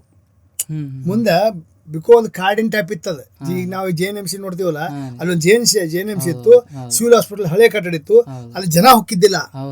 60 ನನಗೆ ನಮ್ಮ ಹಿರಿಯರು ಹೇಳಿದ್ದೆ, ಈ ಕಡೆ ಕ್ಲಬ್ ರೋಡಿಗೆ ಆ ಕಡೆ ಹೋಗಂಗಿಲ್ಲ, ಎಲ್ಲ ಬಿದಿರು ಬಂಬಿದ್ದು, ಸಂಜೆ ಮುಂದೆ 7 ನಂತರ ಅಲ್ಲಿ ಹೋಗಿದ್ದಿಲ್ಲ ಅಂತ. ಎಲ್ಲಿಂದ ಕ್ಲಬ್ ರೋಡ್ನಿಂದ ಆಚೆ ಹೋಗಂಗಿಲ್ಲ ಅಲ್ಲೇ. ಈಗ ನಾವೇನದಲ್ಲ ಸರ್, ಅಲ್ಲೂ ಅದು ಆ ಕಡೆ ಹಾಕತ್ತಲ್ಲ, ಬರೀ 2-3 ಮನೆ ಇದ್ದು ಅಂತ ಸರ್. 2-3 ಮನೆ ಅಂದ್ರೆ ಆ ಚೆನ್ನಮ್ಮನ ಪ್ರತಿಮೆ ಅದು ಮೇನ್ ರೋಡ್ ಹೋಗಿತ್ತು. ಎಲ್ಲಿಂದ ಆ ಬಿಜಾಪುರ ಬಂದು ಸಂಕಮ್ ಹೋಟ್ಲೆ ಈಗ ಅಲ್ಲಿಂದ ಬಂದು ಹಿಂಗೆ ಹೋಗಿ ಗೋವಾಕ್ ಹೋಗ್ಬಿಡ್ತಿತ್ತು. ಅದಕ್ಕೆ ಅಲ್ಲಿ 1962ರಾಗ ಆ ಚೆನ್ನಮ್ಮ ಪ್ರತಿಮೆ ಕೆತ್ತಿದವ್ರೇನು ಕರ್ನಾಟಕದವರಲ್ಲ, ಕೊಲ್ಲಾಪುರದ ಶಿಲ್ಪಿ. ಅದರಂಥ ಸುಂದರ ಪ್ರತಿಮೆ ನಿಮ್ಗೆ ಹುಬ್ಬಳ್ಳಿಯಾಗೂ ಸಿಗೋದಿಲ್ಲ, ಬೆಂಗಳೂರಾಗೂ ಸಿಗೋದಿಲ್ಲ. ಅದು 62ರಿಂದ ನಮ್ಮ ಕನ್ನಡಿಗರ ಕೇಂದ್ರ ಬಿಂದು, ಕನ್ನಡಿಗರ ಶಕ್ತಿ ಕೇಂದ್ರ ಆಗ್ಬಿಟ್ಟದ. ಸರ್, ಈಗ ರಾಜ್ಯೋತ್ಸವ ಏನು ಈಗ ಆಚರಣೆ ಮಾಡ್ತಿಲ್ಲ ಸರ್, ಈಗ ಸುಮಾರು 10 ಲಕ್ಷ ಜನ ಸೇರ್ತಾರೆ ಸರ್. ಇದು ಆರಂಭದ ದಿನಗಳು ಹೆಂಗಿದ್ದು ಸರ್? 80ರಿಂದ 90ರವರೆಗೂ ಹೇಳ್ತೇನೆ, ಭಾಷೆ ವಿವಾದ, ಗಡಿ ವಿವಾದ ಪರಾಕಾಷ್ಠೆ ಒಳಗಿತ್ತು. ಇದು ಭಾಷೆ ವಿವಾದ ಆರಂಭ ಆಗಿದೆ ಅವಾಗ 1956ರಾಗ, ಯಾವಾಗ ಮೈಸೂರು ರಾಜ್ಯ ರಚನೆ ಆಯ್ತು. ಅವಾಗ ಮಹಾರಾಷ್ಟ್ರದವರು, ಶಿವಸೇನೆ, ಇವೆಲ್ಲ ಮಾಟಿ ಸಮಿತಿ ಅವ್ರದ್ದು ಗಲಾಟೆ ಚಾಲು ಆಯ್ತು, ಹಿಂಸಾಚಾರ ಚಾಲು ಆಯ್ತು. 60, 70, 80 ನಾವು ನೋಡಿದ್ದು 80, ಹೌದಾ? 80ರಾಗ ಅತ್ಯಂತ ಪರಾಕಾಷ್ಠೆಗಿತ್ತು. 86ರಾಗ ನಾವು ಅತಿ ದೊಡ್ಡ ಪ್ರಮಾಣ ಹಿಂಸಾಚಾರ, ಸಾವು ನೋವು ನೋಡಿದ್ದು 86 ನಾವು ನಮ್ಮ ಪೀರಿಯಡ್ದಾಗ ಪತ್ರಕರ್ತಿದ್ದಾಗ. 86ರಾಗ ಶರದ್ ಪವಾರ್ ಬಂದ ಚೆನ್ನಮ್ಮ ಸರ್ಕಲಿಗೆ ಬಂದು ಸೀಮಾ ಲಡಾಯಿ ಅಂತ ಮಾಡಿದ್ರು, ಗಡಿ ಚಳವಳಿ ಮಾಡಿದ್ರು. ಮಹಾರಾಷ್ಟ್ರದಿಂದ ಎಲ್ಲ ಲೀಡರ್ಗಳು ಬಂದರು, ಚಂಗನ್ ಭುಜಾಲ್ ಎಲ್ಲ ಬಂದರು. ಅವಾಗ ದೊಡ್ಡ ಪ್ರಮಾಣದಾಗ ಗಲಾಟೆ ಆಯ್ತು. ಗಲಾಟೆ ಆಗಿ ಹಿಂಸಾಚಾರ ಆಗಿ ಗೋಳಿಬಾರ ಆಗಿ 9 ಮಂದಿ ಸತ್ರ. ಅಂಥ ಟೈಮ್ದೊಳಗೆ ನೀವು ಕೇಳಿದ್ರಿ ರಾಜ್ಯೋತ್ಸವ ಹೆಂಗೆ ಅಕ್ಕಿತ್ತು ಅಂತ. 81 ನಾ ಬೆಳಗಾವಿಗೆ ಬಂದಾಗ ರಾಜ್ಯೋತ್ಸವ ಮಾಡೋದು ಅಂದ್ರೆ ದೊಡ್ಡದೊಂದು ಸವಾಲು ಕನ್ನಡಿಗರಿಗೆ. 25 ಜೋಡಿ ಎತ್ತ, ಬಸವನ ಕುರ್ಚಿ ಎತ್ತ, ಒಂದು ಭುವನೇಶ್ವರಿ ಪ್ರತಿಮೆ, ಒಂದು 4 ಚಕ್ಕಡಿ, ಅದರಾಗನೇ ಬೇರೆ ಬೇರೆ ರೂಪಕ 4-5, 100 ಮಂದಿ ನಾವಿದ್ರೆ ನಮ್ಮನ್ನು ಕಾಯಕ್ಕೆ 200 ಪೊಲೀಸರು ಇರ್ತಿದ್ರು. 100 ಮಂದಿ ನಾವಂತ ತಿಳ್ಕೊರಿ, ಬರವಣಿಗೆಗೆ ಬರ್ರಿ ಅಂದ್ರೆ ಅದೇನು ಹುರುಪ್ಲೆಲ್ಲ ಅಂಜಂಜಕೊಂತ ಬರಬೇಕು. 200 ಪೊಲೀಸರು ಅಲ್ಲಿ GC ಆಫೀಸಿಂದ ಹೊಣ್ತಿ ಅಂದ್ರೆ 10 ಗಂಟೆಗೆ ಹೊಣ್ತಿ ಅಂದ್ರೆ 2 ಗಂಟೆಗೆ ಮುಗೀತು ಏನು ರಾಜ್ಯೋತ್ಸವ ಮೆರವಣಿಗೆ. ಒಮ್ಮೊಮ್ಮೆ ಸಿದ್ದನಗೌಡ ಪಾಟೀಲ್ ಹೇಳ್ತಿದ್ರು, ಪೊಲೀಸರಿಗೆ ಹೇಳ್ತಿದ್ರಂತೆ ಮಂದಿ ಸ್ವಲ್ಪ ಹೆಚ್ಚು ಬರ್ಬೇಕಾಗಿದ್ರಪ್ಪ ನೀವೆಲ್ಲ ಯೂನಿಫಾರ್ಮ್ ಮನ್ಯಾಗ ಇಟ್ಟು ಸಾದಾ ಡ್ರೆಸ್ ಹಾಕೊಂಡು ನಮ್ಮ ಹುಡುಗ ಬರ್ರಿ ಅಂತ ಹೇಳಿದ್ದು ಉದಾಹರಣೆ ಅದ ಅಂಥ ಕಠೋರ ಪ್ರಸಂಗ. ಬೆಳಗಾವಿಯಾಗ ನೀವು ಮರಾಠಿ ಡೊಮಿನೇಟೆಡ್ ಏರಿಯಾ ಇದ್ದು, ಗೋದಲಿಗಲ್ಲಿ, ಗೌಳಿಗಲ್ಲಿ, ಕೊನವಾಳಗಲ್ಲಿ, ಟಿಳಕ್ ಚೌಕ, ಅಲ್ಲಿ ನೀವು ಕನ್ನಡ ಮಾತಾಡ್ಕೊಂತ ಹಿಂಗೆ ಅಡ್ಡಾಡೋ ಪರಿಸ್ಥಿತಿ ಇರಲಿಲ್ಲ. ಸಿನಿಮಾ ಮಂದಿರದೊಳಗೆ ಟಿಕೆಟ್ ತೊಗೊಳ್ಳೋ ಮುಂದೆ ಹಿಂದೆ ಮುಂದೆ ನೋಡಬೇಕು ಅಂಥ ಪರಿಸ್ಥಿತಿ. ರಾಜ್ಯೋತ್ಸವ 10ಕ್ಕೆ ಚಾಲೂ ಆಗಿ ಬಡ ಬಡ ಬಡ ಹೋಗೋದು ನಿಲ್ಲೋಗಿಲ್ಲ. ನಡ್ರಿ ಅಂತ ಬರ ಹೋಗ್ಯಾರ ಎಲ್ಲಿ ಕಾಕ್ತಿವೇಸು, ಗಣಪತಿಗಲ್ಲಿ, ಮಾರುತಿಗಲ್ಲಿ, ಕರ್ನಾಟಕ ಚೌಕ್ ಅಂತ ಐತ್ರಿ ವೇರ್ಪೇಟೆಗೆ, ಅಲ್ಲಿ ಒಂದು ರೌಂಡ್ ಹಿಡಿತಿದ್ರು. ಮಾರುತಿಗಲ್ಲಿಗೆ ಹೋಗಿ ಕಾಲೇಜ್ ರೋಡಿಗೆ ಹೋಗಿ ಲಿಂಗರಾಜ್ ಕಾಲೇಜ್ ಗ್ರೌಂಡಿಗೆ ಹೋದ ಮಧ್ಯಾಹ್ನ 1:30 ಮುಗೀತು. ಅಲ್ಲಿ ಒಂದು ಟೆಂಟ್ ಹಾಕಿರ್ತಿದ್ರು. ಒಬ್ಬ ನಮ್ಮ ಜಿ ಕೆ ಟೆಕ್ಕಿದನ್ ಸವದತ್ತಿ ಮಾಜಿ ಎಮ್ ಎಲ್ ಎ ಇದ್ರು ಮಾಜಿ ಎಮ್ ಎಲ್ ಎ. ಆಮೇಲೆ ಅವ್ರೊಂದು ಭಾಷಣ ಮಾಡ್ತಿದ್ರು. ಮನೆಗೆ ಹೋದ 2:30 ಮುಗೀತು, ಮೆರವಣಿಗೆ ಮುಗೀತು. 90ರ ದಶಕದ ನಂತರ ಈ ಭಾಷಾ ರಾಜಕಾರಣದಲ್ಲಿ ರಾಜಕೀಯ ಧ್ರುವೀಕರಣ ಆಯ್ತು. MES ಬಂಡಾಯ ಆಯ್ತು, ಸಂಭಾಜಿ ಪಾಟೀಲ್ ಬಂಡಾಯ ಆದರು. ಅವಾಗ ಅಲ್ಲಿವರೆಗೂ 50 ವರ್ಷಗಟ್ಟಲೆ ಕರ್ನಾಟಕದ ಮುಖ್ಯಮಂತ್ರಿ ಯಾರೇ ಬೆಳಗಾವಿಗೆ ಬಂದರು ಅವರಿಗೆ ಕಪ್ಪು ಬಾವುಟ ಪ್ರದರ್ಶನ ಮಾಡಿ ಅವರಿಗೆ ಪ್ರತಿಭಟನೆ ಮಾಡುವಂಥ ಸಂಪ್ರದಾಯ MES ಸಿಕ್ಕಿತ್ತು. 56ರಿಂದ ಕರ್ನಾಟಕ ಮುಖ್ಯಮಂತ್ರಿ ಬರಬೇಕಾದ್ರೆ ಇಲ್ಲಿ ಎಚ್ಚರಿಕೆಯಿಂದ ಬರಬೇಕು ಬೆಳಗಾವಿಗೆ. ಫಸ್ಟ್ ಟೈಮ್ 90ರಾಗ ಏನು ಅದು ಘಟನೆ, ಬಂಗಾರಪ್ಪನವ್ರು ಮುಖ್ಯಮಂತ್ರಿ ಆದ್ರೆ, ವೀರೇಂದ್ರ ಪಾಟೀಲ್ ಫಸ್ಟ್ ಮುಖ್ಯಮಂತ್ರಿ ಅಂತ ಯಾಕಂದ್ರೆ ಬಂಗಾರಪ್ಪ ಆದ್ರೆ ಅವ್ರೇನು ಮಾಡ್ರು, ಇದು ಹಿಂಗೆ ಹೋದ್ರೆ ಈ ಪರಿಸ್ಥಿತಿ ಕೆಡ್ದದ ಬೆಳಗಾವಿದ್ದು. ಅಭಿವೃದ್ಧಿ ಜೊತೆ ಕೈ ಜೋಡಿಸೋದು ಕರ್ನಾಟಕ ಸರ್ಕಾರ ಜೊತೆ ಕೈ ಜೋಡಿಸ್ಬಿಟ್ರು. ಸಂಭಾಜಿ MES ಮೇಯರ್ ಇಲ್ಲೇ ಬೆಳಗಾವಿ ಸಿವಿಲ್ ಹಾಸ್ಪಿಟಲ್ ಹತ್ರ ಅಂಬೇಡ್ಕರ್ ಗಾರ್ಡನ್ದೊಳಗೆ ಬಂಗಾರಪ್ಪನ ಕರ್ಕೊಂಡ್ಬಂದು ಭಗವಾಪೇಟ ಸುತ್ತಿ ಅವ್ರಿಗೆ ನಾಗರಿಕ ಸನ್ಮಾನ ಕೊಟ್ಬಿಟ್ರು. ಮಹಾಪೌರ ಇದ್ರು ಸಂಭಾಜಿ. ಅದು ದೊಡ್ಡ ಗಲಾಟೆ ಆಗ್ಬಿಡ್ತೆ MESದಾಗ. MESದ ತತ್ವದ ವಿರುದ್ಧ ಬಂಡಾಯ ಅವ್ರದ್ದು. ಯಾರ್ದು? ಸಂಭಾಜಿ ಪಾಟೀಲ್. ಅವ್ರೇನು ಕೈ ಜೋಡಿಸಿರು, MES ಮೇಯರ್ ಇದ್ರು. ನೆಕ್ಸ್ಟ್ ಅವ್ರು ಫ್ರೀಡಮ್ ಮುಗಿದ ಮೇಲೆ ಬಂಗಾರಪ್ಪನವರು ಅಜಿತ್ ಸೇಠ್ ಮಿನಿಸ್ಟರ್ ಇದ್ರು. ಅವ್ರು ನೇರವಾಗಿ ಬೆಳಗಾವಿ ಪಾಲಿಟಿಕ್ಸ್ನಾಗ ಕೈ ಹಾಕಿರು. ಅವರು 6 ಮತಗಳನ್ನು ನಮ್ಮ ಕನ್ನಡ ಅಭ್ಯರ್ಥಿಗೆ ಮೇಯರ್ ಕ್ಯಾಂಡಿಡೇಟ್ಗೆ ಹಾಕಿಬಿಟ್ರು. ಅವಾಗ ಸಿದ್ದನಗೌಡ ಪಾಟೀಲರು ಮೊಟ್ಟ ಮೊದಲ ಮಹಾಪೌರ ಆದ್ರೆ 91ರಾಗ 6 ಓಟ್ ನಮಗೆ ಬಂದು, ಅವರು 6 ಓಟ್. ಅವಾಗ ಕಾರ್ಪೊರೇಷನ್ ಸಂಖ್ಯೆ 52 ಇತ್ತು, ಈಗ 58 ಐತಿ. 52 ನಮಗೆ 22 ಇದ್ದು ಕನ್ನಡ ಉರ್ದು ಕೂಡಿ. ಅವ್ರ 6 ಓಟ್ ಕೂಡಿ 28 ಆತ. ನಮ್ಮವರು ಕನ್ನಡ ಮಹಾಪೌರ ಆದರು. ನಿಸಾರ್ ಅಹಮದ್ ಸನದಿ ಅವರು ಮೊಟ್ಟ ಮೊದಲ ಉರ್ದು ಭಾಷೆಗೆ ಉಪಮಹಾಪೌರ ಆದ್ರೆ. ಅಲ್ಲಿಂದ ಭಾಷಾ ರಾಜಕಾರಣದಾಗ ಧ್ರುವೀಕರಣ ಸ್ಟಾರ್ಟ್ ಆಯ್ತು. ಈಗ ಎಲ್ಲ ಮರಾಠಿ ಈಗ ಮರಾಠಿ ಮಂದಿ BJP ಅದಾರ, ಜನತಾದಳದಾಗ ಅದಾರ, ಕಾಂಗ್ರೆಸ್ದಾಗ ಅದಾರ. ಅವಾಗ ಮರಾಠಿ ಮಂದಿ ಅಂದ್ರೆ ಫಕ್ತ್ ಇದ್ರಾಗನ ಕೇವಲ MES. ಅವ್ರು ಏನು ಬಂಡಾಯ ಇದ್ರು ಅಲ್ಲಿಂದ ಸ್ಟಾರ್ಟ್ ಆಕೋತ ಬಂದೆ. ಮೈ ಚಳಿ ಬಿಟ್ಟು ಮಂದಿ ಸೇರಾಕತ್ತಾರೆ, ಮುಖ್ಯವಾಹಿನಿ ಬರಾಕತ್ತಾರ. ಯಾರು? ಮರಾಠಿ ಭಾಷಿಕರು. ಕಾಂಗ್ರೆಸ್ BJP ಅನೇಕ ಸಲ ಸಾಹಿತ್ಯ ಸಮ್ಮೇಳನ ಭಾಷಣದಾಗ ಇದನ್ನೇ ಹೇಳ್ತಿದ್ದೆ 2006-07ರಾಗ. ನೀವು ಅದನ್ನ ಖಾಲಿ ಮಾಡ್ರಿ. MES BJP ಒಲವಿದ್ದವ್ರು BJP ಕರ್ಕೋರಿ, Congress ಒಲವಿದ್ದವರು Congress ಕರ್ಕೋರಿ, ಅದನ್ನ ಖಾಲಿ ಮಾಡ್ರಿ ಅಂತ ಹೇಳ್ತಿದ್ವು. 91ರ ಸ್ಟಾರ್ಟ್ ಆಗಿದ್ದು 99ರಾಗ ಮರಾಠಿ ಮಂದಿ ನಮ್ಗೆ ಹೋಗಿ ಜೋಡಿಸಿರು. ಉರ್ದು ಮಂದಿ, ಕನ್ನಡ ಮಂದಿ, ಮರಾಠಿ ಭಾಷಿಕರು ಕೂಡಿದಾಗ 99ರಾಗ ಎಲ್ಲ 5 ಕ್ಷೇತ್ರದೊಳಗೆ MES ಸೋತು ಹೋತು. ಅದೇ ರಾಜಕೀಯ ಧ್ರುವೀಕರಣ. ಅವಾಗ ಇಲ್ಲಿ ಮಂದಿ ಕನ್ನಡದ ವಾತಾವರಣ ಹೆಚ್ಚಾಕೋತ ಬಂತು. ಮತ್ತು ಮರಾಠಿ ಒಳಗೆ ಪ್ರಜ್ಞಾವಂತ ಮಂದಿ ನಮ್ಗೆ ಹುಡುಗ ಅಂತಾರಲ್ಲ, ಮರಾಠಿ ಮಂದಿ ಪ್ರಜ್ಞಾವಂತರು ಬರ್ಲಿಕ್ಕಂದ್ರೆ ನಮಗೂ ಸಾಧ್ಯ ಆಗ್ತಿದ್ದಿಲ್ಲ ಈ ರಾಜಕೀಯ ಕಂಟ್ರೋಲ್ ಮಾಡಕ್ಕೆ. ಅದಕ್ಕೆ ಕ್ರಮೇಣ ಅದು ಬೆತ್ತಾಕೋದು ಬಂತು. ನಮ್ಮಲ್ಲಿನೂ ಅದು ಕನ್ನಡದ ಕಿಚ್ಚು ಹೆಚ್ಚಾಕೋತ ಹೋತು. ಹೊರಗಿನ ಮಂದಿ ಇಲ್ಲಿ ನೇರವಾಗಿ ಬರಾಕತ್ರು. ಇವತ್ತು 5ರಿಂದ 6 ಲಕ್ಷ ಜನ ಸೇರ್ತಾರ. ಮುಂಜಾನೆ 10ಕ್ಕೆ ಸ್ಟಾರ್ಟ್ ಮಾಡಿದ್ರೆ ರಾತ್ರಿ 12 ರಾತ್ರಿ 1:30 ಮುಗೀತು. ಅಂದ್ರೆ ಇದಕ್ಕೆ ಅರ್ಥ ಕನ್ನಡದ ಪ್ರಜ್ಞೆ ಹೆಚ್ಚಾಕೊಂತ ಹೊಂಟೈತಿ. ಕನ್ನಡ ಸಂಘಟನೆಗಳ ಸಂಖ್ಯೆ ಹೆಚ್ಚೈತಿ. ಯಾವುದೂ ರಾಜಕಾರಣಿ ಮಾಡಿದ್ದಲ್ಲ ಇದು. ನಾನು ನೇರವಾಗಿ ಹೇಳ್ತೀನಿ, ಯಾವ ರಾಜಕಾರಣಿ ಮಂತ್ರಿ ಶಾಸಕರು ಮಾಡಿದ್ದಲ್ಲ. ಕನ್ನಡಿಗರಿಗೆ ಕನ್ನಡ ಸಂಘಟನೆಗಳು ಈ ಕನ್ನಡ ಸಂಘಟನೆಗಳು ಬೆಳೆದು ಅವಾಗ ಒಂದು ನಾ 91ರಾಗ ಬೆಳಗಾವಿ ಜಿಲ್ಲಾ ಕನ್ನಡ ಸಂಘಟನೆ ಕ್ರಿಯಾ ಸ್ಥಾಪನೆ ಮಾಡಿದ್ವಿ. 91 ಅಂತ ಕ್ರಿಯಾ ಸಮಿತಿ. ಮೂರು ಸಂಘಟನೆ ಇದ್ದು. ಒಂದು ಕನ್ನಡ ಚಳವಳಿಗರ ಸಂಘ, ಡಾಕ್ಟರ್ ರಾಜ್ಕುಮಾರ್ ಅಭಿಮಾನಿ ಸಂಘ ನಿಮ್ಮದು, ಚಾಣಕ್ಯ ಯುವಕ ಮಂಡಳಿ ಮಠಗಲ್ಲಿದೆ. ನಾ 91ರಾಗ ಮಾಡೀನಿ. ಆ ಮುದಾಮ್ ಕ್ರಿಯಾ ಸಮಿತಿ ಮಾಡೀನಿ. ಇವತ್ತು ಏಟದ ಸಂಖ್ಯೆ 80 ಮ್ಯಾಗದಾವ. 80 ಅದ್ರ ಬಹುತೇಕ ಆಕ್ಟಿವ್ ಇರ್ಲಿಕ್ಕೆಲ್ಲ ನವೆಂಬರ್ 1ಕ್ಕೆ ಬಂದು ಅವ್ರ ರೂಪಕರಣ ಮಾಡ್ತಾರೆ. ಅದು 80 ಕನ್ನಡ ಸಂಘಟನೆ ಅದಾವ, ಓಣಿಗೆ ಇಲ್ಲಿ. ಅದಕ್ಕೆ ಕಾರಣ ಅಂದ್ರೆ ಹುಡುಗರಲ್ಲಿ ಹೊಸ ಪೀಳಿಗೆ ಬಂತು. ಆ ಧೈರ್ಯದಿಂದ ಮುಂದೆ ಬಂದರು. ಅದೇ ಮರಾಠಿ ಮಂದಿನ ಕನ್ನಡ ಮಾತಾಡ್ತಾರೆ. ಮರಾಠಿ ಮಂದಿನ ನಮ್ಮ ರಾಜ್ಯೋತ್ಸವ ಭಾಗವಹಿಸುವಂಥ ಅನೇಕ ಪ್ರಸಂಗಗಳದಾವ. ಅಂದ್ರೆ MES ಅವ್ರು ಬರೀ ಅವ್ರನ್ನ ದುರುಪಯೋಗ ಮಾಡಕತ್ತಾರೆ ಮರಾಠಿ ಮಂದಿನ. ಅದು ಅವ್ರು ತಿಳಿಯಾಕೈತಿ. ನಮ್ಮನ್ನು ಮೋಸ ಮಾಡ್ತಾರೆ. ನಮಗೆ ಪ್ರಜ್ಞಾವಂತ ಮರಾಠಿಗರು ಭಾಳ ಅದಾರ. ಬರಾಕೈತಿ ಕೂಡಲೇ ಸಹಜವಾಗಿ ಇಲ್ಲಿ ಕನ್ನಡದ ವಾತಾವರಣ ಬೆಳ್ಕೊತ ಹೋತು. ಈಗ ಹೆಂಗಾಗಿ ಸರ್, ಈಗ ನಮ್ಮ ಕರ್ನಾಟಕನಾಗ ಕೆಲವೊಂದು ಭಾಗದಾಗ ಮರಾಠಿಗರ ಅಂತಂದ್ರೆ MES ಅಂತೇಳಿ ಈಗೂ ಐತಿ ಸರ್. ಈಗೂ ಐತಿ, ಆದ್ರೆ ಆ ಭಾವನೆ ಈಗೂ ಐತಿ. ಬೇರೆ ಹೊರದ ಬೇರೆ ಬೆಂಗಳೂರವ್ರು ಅದನ್ನ ಮಾತಾಡ್ತಾರೆ. ಮರಾಠಿ ಮಂದಿ ಅಂದ್ರೆ ನೀವೆಲ್ಲ MS ಅದನ್ನು ತಲೆಯಾಗಿಂತ ನಾನು ಭಾಳ ಪ್ರಯತ್ನ ಮಾಡ್ತೀವಿ. ಈಗ ಮರಾಠ ಸಮಾಜ ಸಲುವಾಗಿ ಒಂದು ನಿಗಮ ಆತ, ಅವ ಬೆಂಗಳೂರವ್ರು ಭಾಳ ವಿರೋಧ ಮಾಡ್ರಿ. ಮರಾಠ ಸಮಾಜದೊಳಗೆ ಮರಾಠ ಅಭಿವೃದ್ಧಿ ನಿಗಮ ಅಂತ ಏನು ಮಾಡ್ಯಾರ ಕರ್ನಾಟಕ ಸರ್ಕಾರದವ್ರು ಯಡಿಯೂರಪ್ಪ ಇದ್ದಾಗ. ನಾವು ಹೇಳಿದ್ದೀವಿ ಮರಾಠ ಮಂದಿ ಬೇರೆ, ಸಮಾಜ ಬೇರೆ, ಮರಾಠಿ ಭಾಷಿಕರು ಬೇರೆ. ಮರಾಠ ಸಮಾಜ ಐತಿ, ಕ್ಷತ್ರಿಯ ಸಮಾಜ ಅಂತಾರ, ರಾಜ್ಯದ ಸಂಘಟನೆ ಅದಾವ, ಹುಬ್ಬಳ್ಳಿ ಧಾರವಾಡ ಬೆಂಗಳೂರದವು. ಅದನ್ನ ಸಮರ್ಸ್ಕೊಂಡು ಮರಾಠ ಸಮಾಜಕ್ಕೆ ನಾವು ವಿರೋಧಿಲ್ಲ, ಮರಾಠಿ ಭಾಷಿಕರಿಗೂ ನಾವು ವಿರೋಧಿಲ್ಲ. ನಮ್ಮ ವಿರೋಧ ಯಾರಿಗೆ? MES group. ಅದರಿಂದ ಅವ್ರನ್ನ ಪ್ರತ್ಯೇಕಿಸುವಂಥ ಕೆಲಸ ಮಾಡಿದ್ದೀವಿ. ಎಷ್ಟು ನೋಡಿ, ಬೆಳಗಾವಿಯಾಗ ಬ್ಯಾಂಕಿಂಗ್ ಇರಲಿ, ರವಿವಾರಪೇಟೆ ವ್ಯಾಪಾರ ಇರಲಿ, ಶಿಕ್ಷಣ ಇರಲಿ, ಕನ್ನಡ ಮರಾಠಿ ಮಂದಿ ಕಲಿಕು ಎಷ್ಟು ಸಾವಿರಾರು ಮಂದಿ ಕೆಲಸ ಮಾಡ್ತಾರೆ. ಇವ್ರನ್ನ ಪ್ರತ್ಯೇಕಿಸಿದಂತಿನ್ನ MES ಅವ್ರನ್ನ ಆ ಸಣ್ಣ ಗ್ರೂಪಾಗಿ ಉಳಿತೀಗಿಲ್ಲ. ಅವ್ರ ಮಾತು ಕೇಳಿ ಯಾರು ಮರಾಠಿ ಮಂದಿ ಡಿಸಿಷನ್ ತಗೋತಾರೆ ಈಗ? ಇಲ್ಲ. ಕರ್ನಾಟಕ ಸರ್ಕಾರದಾಗ ಅನೇಕ ಮಂದಿ ಅನೇಕ ಪಕ್ಷ ಕೆಲಸ ಮಾಡಿ ಇಂಪಾರ್ಟೆಂಟ್ ಹುದ್ದೆಗಳು ಬಂದ್ರೆ, ಬೋಡಾದಾಗ ಬಂದರು, ಕಾಡಾದಾಗ ಬಂದರು, ಇಂಪಾರ್ಟೆಂಟ್ ಹುದ್ದೆದಾಗ ಬಂದ್ರಲ್ಲ, ಅವ್ರ ಮುಖ್ಯವಾಹಿನಿಗೆ ಸೇರಿದ ಮೇಲೆ ಅವ್ರು ಇನ್ನೂ ನೀವು ಮರಾಠಿ ಹೇಳೋದ್ರಾಗ ಏನು ಅರ್ಥ ಇಲ್ಲ. ಅದ್ರ MES ವೀಕ್ ಆತ್ಲ, ಅವ್ರು ತಮ್ಮ ಅಸ್ತಿತ್ವಕ್ಕೆ ಬಡದಾಕತ್ರಿಗೆ. ಅವ್ರು ಇಲ್ಲಿವರೆಗೆ ಹೋದ್ರೆ ಮುಂಬೈಗೆ ಹೋದ್ರೆ ಮಾನ್ಯ ಇಲೆಕ್ಷನ್ದಾಗ ನಮ್ಮ ಗಡಿ ಪ್ರಶ್ನೆ ಯಾರು ಕೇಳವಲ್ರಲ್ಲಿ. ಗಡಿ ಇಲ್ಲಿ ಮುಂಬೈ ಮಹಾರಾಷ್ಟ್ರ ಚುನಾವಣೆ ನಡೆದಾವ, ಈಗ ಒಬ್ರು ಕೇಳವಲ್ರ ಅವ್ರನ್ನ.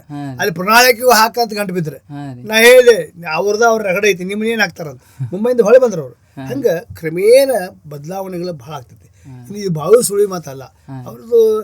ಅದು ಕರ್ನಾಟಕ ಸರ್ಕಾರ ಕೆಲವು ಕ್ರಮ ಕೈಗೊಳ್ಬೇಕೈತಿ. ಈಗ ಹೊರನಾಡು ಕನ್ನಡಿಗರ ಬಗ್ಗೆ ಅವ್ರು ಕರ್ನಾಟಕದ ಮರಾಠಿಗರ ಬಗ್ಗೆ ಕೆಲವು ಸೌಲಭ್ಯ ಅದ ಅವರು ಮರಾಠ ಸರ್ಕಾರದಾಗ. ಹಂಗೆ ನಾವು ಹೇಳತ್ತೀವಿ, ಜತ್ತು, ಅಕ್ಕಲಕೋಟ, ಸೋಲಾಪುರ, ಆಂಧ್ರ ಪ್ರದೇಶ ಅಲ್ಲಿ ಕನ್ನಡಿಗರ ಬಗ್ಗೆ ನೀವು ಸೌಲಭ್ಯ ಕೊಡ್ರಿ ಅಂತ ನಾವು ಅದನ್ನ ಗಂಟು ಬಿದ್ದೀವಿ. ಹೊರನಾಡ ಕನ್ನಡಿಗರ ಬಗ್ಗೆ ಅದನ್ನು ನಾವು ಮಾಡತ್ತೀವಿ, ನಮ್ಮ ಪ್ರಯತ್ನ. ಸರ್, ನಾವು ಅದೊಂದು ವಿಶೇಷ ನಿಮ್ಮ ಎಲ್ಲ ಸಂದರ್ಶನಗಳ್ದಾಗ ನೋಡಿದ್ದೇವೆ ಸರ್, ನೀವು ಹೊರನಾಡು ಕನ್ನಡಿಗರ ಬಗ್ಗೆ ಸ್ವಲ್ಪ ಭಾಳ ನಂದು ವಿಶೇಷ ಕಾಳಜಿ. ಯಾಕಂದ್ರೆ ನಾನು ಬೊಮ್ಮಾಯಿ ಅವ್ರು ಇದ್ದಾಗ, ಬಸವರಾಜ ಬೊಮ್ಮಾಯಿ ನಾವು ಹಳೆ ಗೆಳೆಯರು, ಮುಖ್ಯಮಂತ್ರಿ ಇದ್ದಾಗ ಒಂದ್ಸಲ ಅವ್ರನ್ನ ಈ ಸೆಷನ್ ಇದ್ದಾಗ ಅಜ್ಜತ್ ಕನ್ನಡಿಗರು ಬಂದು ಭೇಟಿಯಾದರು. ಅವಾಗ ಭೇಟಿಯಾಗಿ ನೀವೊಂದು ಮೀಟಿಂಗ್ ಮಾಡಪ್ಪ ಅಂತ ನನಗೆ ಅಂದಿನ ಗಡಿ ಪ್ರಾಧಿಕಾರ ಅಧ್ಯಕ್ಷ ಸೋಮಶೇಖರ್ ಹೇಳಿದರು, ಒಂದು ಸಭೆ ಮಾಡಂತೇಳಿ.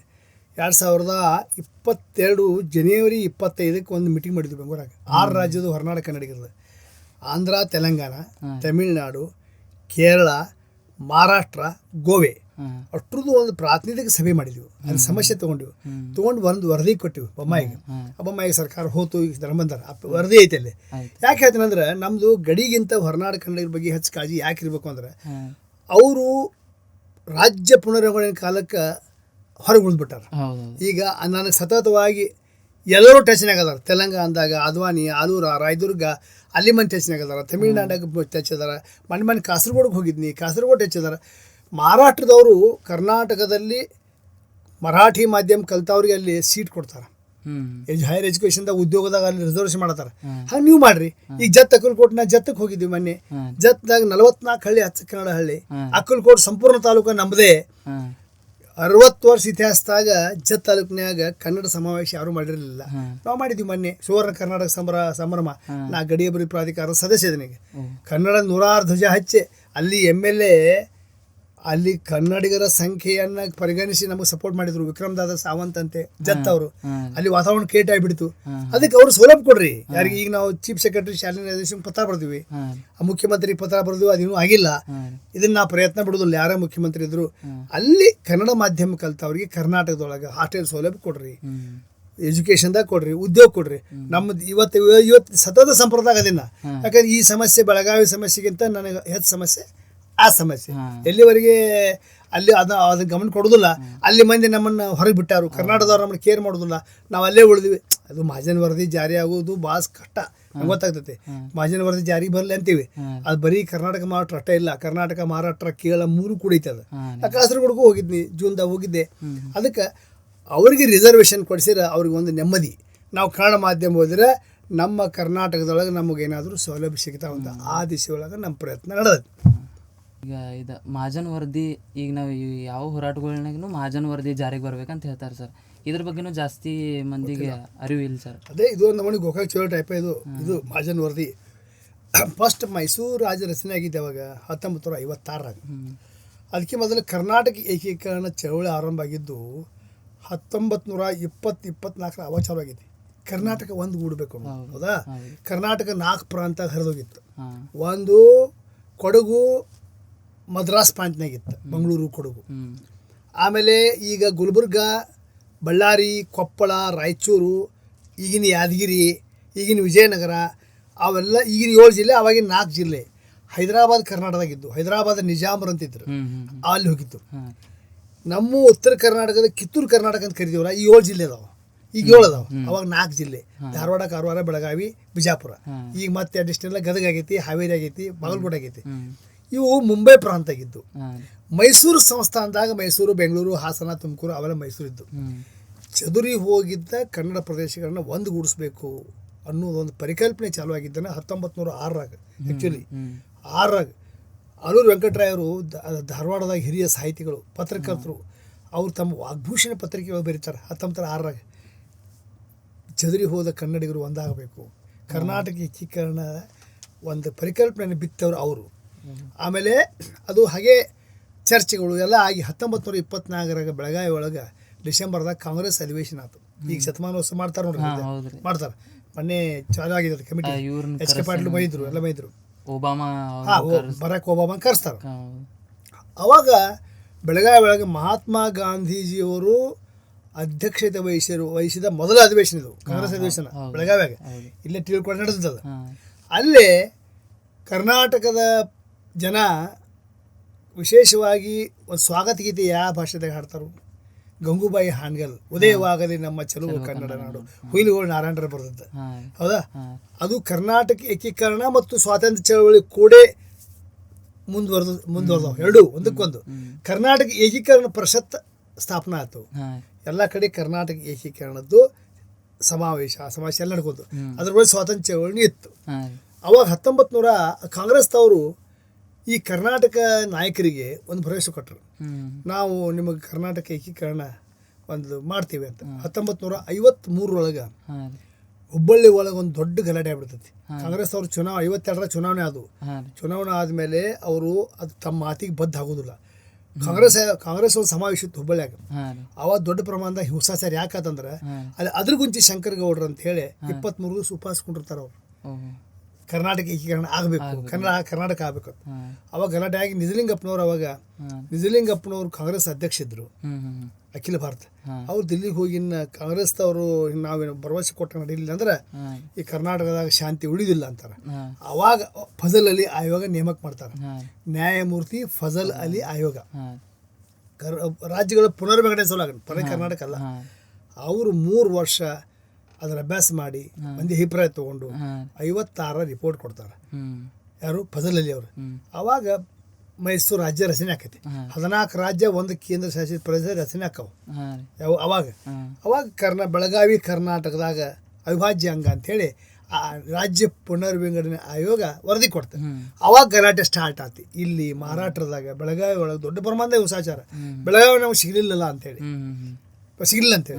10 ವರ್ಷ ಹೋರಾಟ ಮಾಡಿದ ನಂತರ ಕರ್ನಾಟಕ ಮತ್ತು ಮಹಾರಾಷ್ಟ್ರದ ಮುಖ್ಯಮಂತ್ರಿಗಳು ಕೊಡ್ತೋಗಳು ಮಾತುಕತೆ ಆಕ್ಕವ, ಎಲ್ಲ ಫೇಲ್ ಆಕ್ಕವ. 66ರಾಗ ಅಕ್ಟೋಬರ್ದಾಗ ಏನಾಗ್ತೈತಿ, ಮುಂಬೈದಾಗ ಒಂದು ಕಾಂಗ್ರೆಸ್ ಕಾರ್ಯಕಾರಿಣಿ ಸಭೆ ಆಕೈತಿ. ಇಂದಿರಾ ಗಾಂಧಿ ಪ್ರಧಾನಮಂತ್ರಿ. ಅವಾಗ ಕಾಂಗ್ರೆಸ್ ಕಾರ್ಯಕಾರಿಣಿ ಸಭೆ ಆಕೈತಿ. ಇವೇನು ಮಾಡಿರ್ಕು ಮಹಾರಾಷ್ಟ್ರದವರು, ಇದಕ್ಕೆ ಚಲೋ ಕಾವ್ ಅಂತೇಳಿ ಅಲ್ಲಿ ಹಿರಿಯ ಸ್ವಾತಂತ್ರ್ಯ ಯೋಧ ಸೇನಾಪತಿ ಬಾಪಟಣ್ಣ ಅವ್ರನ್ನ ಉಪವಾಸ ಕೊಂಡಿರ್ತಾರೆ, ಆಮರಣ ಉಪವಾಸ. ಇಂದಿರಾ ಗಾಂಧಿಗೆ ಹೆದರ್ಸ್ತಾರೆ ಅವರು. ಒಂದು ವೇಳೆ ಅವ್ನು ಸಾತ್ರಂದ್ರೆ ನಿಮ್ಮ ಕಾಂಗ್ರೆಸ್ ವಿರುದ್ಧ ದೊಡ್ಡ ಪ್ರಮಾಣದ ಗಾಳಾಕತಿ, ಮತ್ತೊಂದು ಆಯೋಗ ಮಾಡ್ರಿ ಅಂತ ಇಂದಿರಾ ಗಾಂಧಿ ಮೇಲೆ ಒತ್ತಡ ತರ್ತಾರೆ. ನಾವು ಆ್ಯಕ್ಚುಲಿ ಅದು ಮಹಾಜನ್ ಈ ಮತ್ತೊಂದು ಆಯೋಗ ಮಾಡಕ್ಕೆ ನಮ್ಮ ಕರ್ನಾಟಕದಾಗ ಭಾಳ ವಿರೋಧ ಆಕೈತಿ, ಕರ್ನಾಟಕ ತುಂಬ. ಅವಾಗ ಇಂದಿರಾ ಗಾಂಧಿ ಅವರು ಒತ್ತಡಕ್ಕೆ ಮಣಿತಾರೆ. ಮಾಡಿದ ಅಲ್ಲಿ ವಿ ಪಿ ನಾಯಕ್ ಅಂತ CM ಇರ್ತಾರೆ. ಕರ್ನಾಟಕದಾಗ ನಿಜಲಿಂಗಪ್ಪ CM ಇರ್ತಾರೆ. ಅವಾಗ ನಿಜಲಿಂಗಪ್ಪನವ್ರು ಅದನ್ನ ವಿರೋಧ ಮಾಡ್ತಾರೆ. ಆದ್ರೆ ಇಂದಿರಾ ಗಾಂಧಿ ಇಲ್ಲ, ಇದು ಕೊನೆಯ ಆಯೋಗ, ಒಪ್ಕೋಬೇಕು. ಇಬ್ಬರು ಕೂಡಿ ಒಪ್ಪಂದಕ್ಕೆ ಬರ್ತಾರೆ. ಅವಾಗ ಕರ್ನಾಟಕದಾಗ ದೊಡ್ಡ ಪ್ರಮಾಣದ ಚಳವಳಿ ಆಕೈತಿ ಮತ್ತೊಂದು ಆಯೋಗ ಮಾಡಕ್ಕೆ. ಅವಾಗ ಒಪ್ಕೊಂಡ್ಬರ್ತಾರೆ. ಈ ಆಯೋಗದ ವರದಿ ಏನು ಕೊಡ್ತಾರೆ ಅದಕ್ಕೆ ಬದ್ಧರಿರಬೇಕು ಅಂತೇಳಿ ಇಂದಿರಾ ಗಾಂಧಿ ಹೇಳ್ತಾರ. ಅವ್ರು ವಿ ಪಿ ನಾಯಕ್ ಒಪ್ಕೊಂತಾರೆ.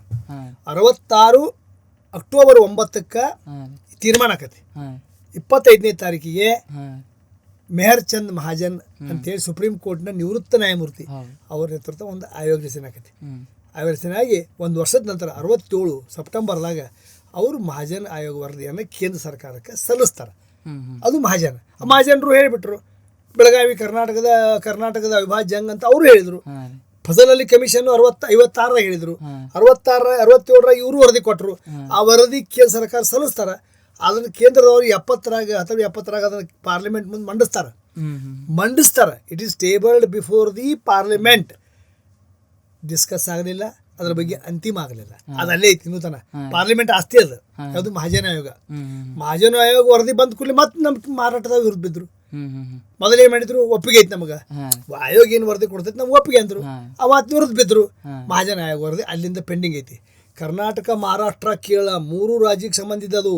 ಕಾಸರಗೋಡು ಮಹಾಜನ ವರದಿ ಪ್ರಕಾರ ಕಾಸರಗೋಡು ನಮಗೆ ಬರಬೇಕು, ಜತ್ ಅಕ್ಕಲ್ಕೋಟ್ ನಮಗೆ ಬರಬೇಕು, ದಕ್ಷಿಣ ಸೋಲಾಪುರ ನಮಗೆ ಬರಬೇಕು. 268 ಹಳ್ಳಿ ಪಟ್ಟಣಗಳು ಕರ್ನಾಟಕದಿಂದ ಮಾರಾಟಕ್ಕೆ ಮಹಾಜನ ವರದಿಗೆ. ಯಾವುದು ನಂದಗಡ, ಖಾನಾಪುರ, ನಿಪ್ಪಾಣಿ ಮಾರಾಟಕ್ಕೆ ಹೋಗ್ತಾವ. ಅಲ್ಲಿಂದ ಜತ್ತು, ಅಕ್ಕಲ್ಕೋಟ, ದಕ್ಷಿಣ ಸೋಲಾಪುರ ನಮಗೆ ಬರ್ತಾವ. ಕೇರಳದ ಕಾಸರಗೋಡು ನಮಗೆ ಬರ್ತೈತಿ ಮಹಾಜನ ವರದಿ ಪ್ರಕಾರ. ಮಹಾಜನ ವರದಿ ಅಲ್ಲೇ ಬಿತ್ತಲ್ಲ. ಅದಕ್ಕೆ ಮಹಾಜನ ಆಯೋಗ ಜಾರಿಗೆ ಬರಲಿ ಅಂತೀವಿ ನಾವಂತೀವಿ. ಮಹಾಜನ ಆಯೋಗ ಜಾರಿ ಬರಬೇಕು, ಯಥಾಸ್ಥಿತಿ ಮುಂದುವರಿಬೇಕು ಅಂತೀವಿ ನಾವು. ಜಾರಿ ಬರ್ಬೇಕಾದ್ರೆ ಕೇರಳ ಐತಿ, ಬರೀ ಕರ್ನಾಟಕ ಮಹಾರಾಷ್ಟ್ರ ಅಲ್ಲ. ನಮ್ಮ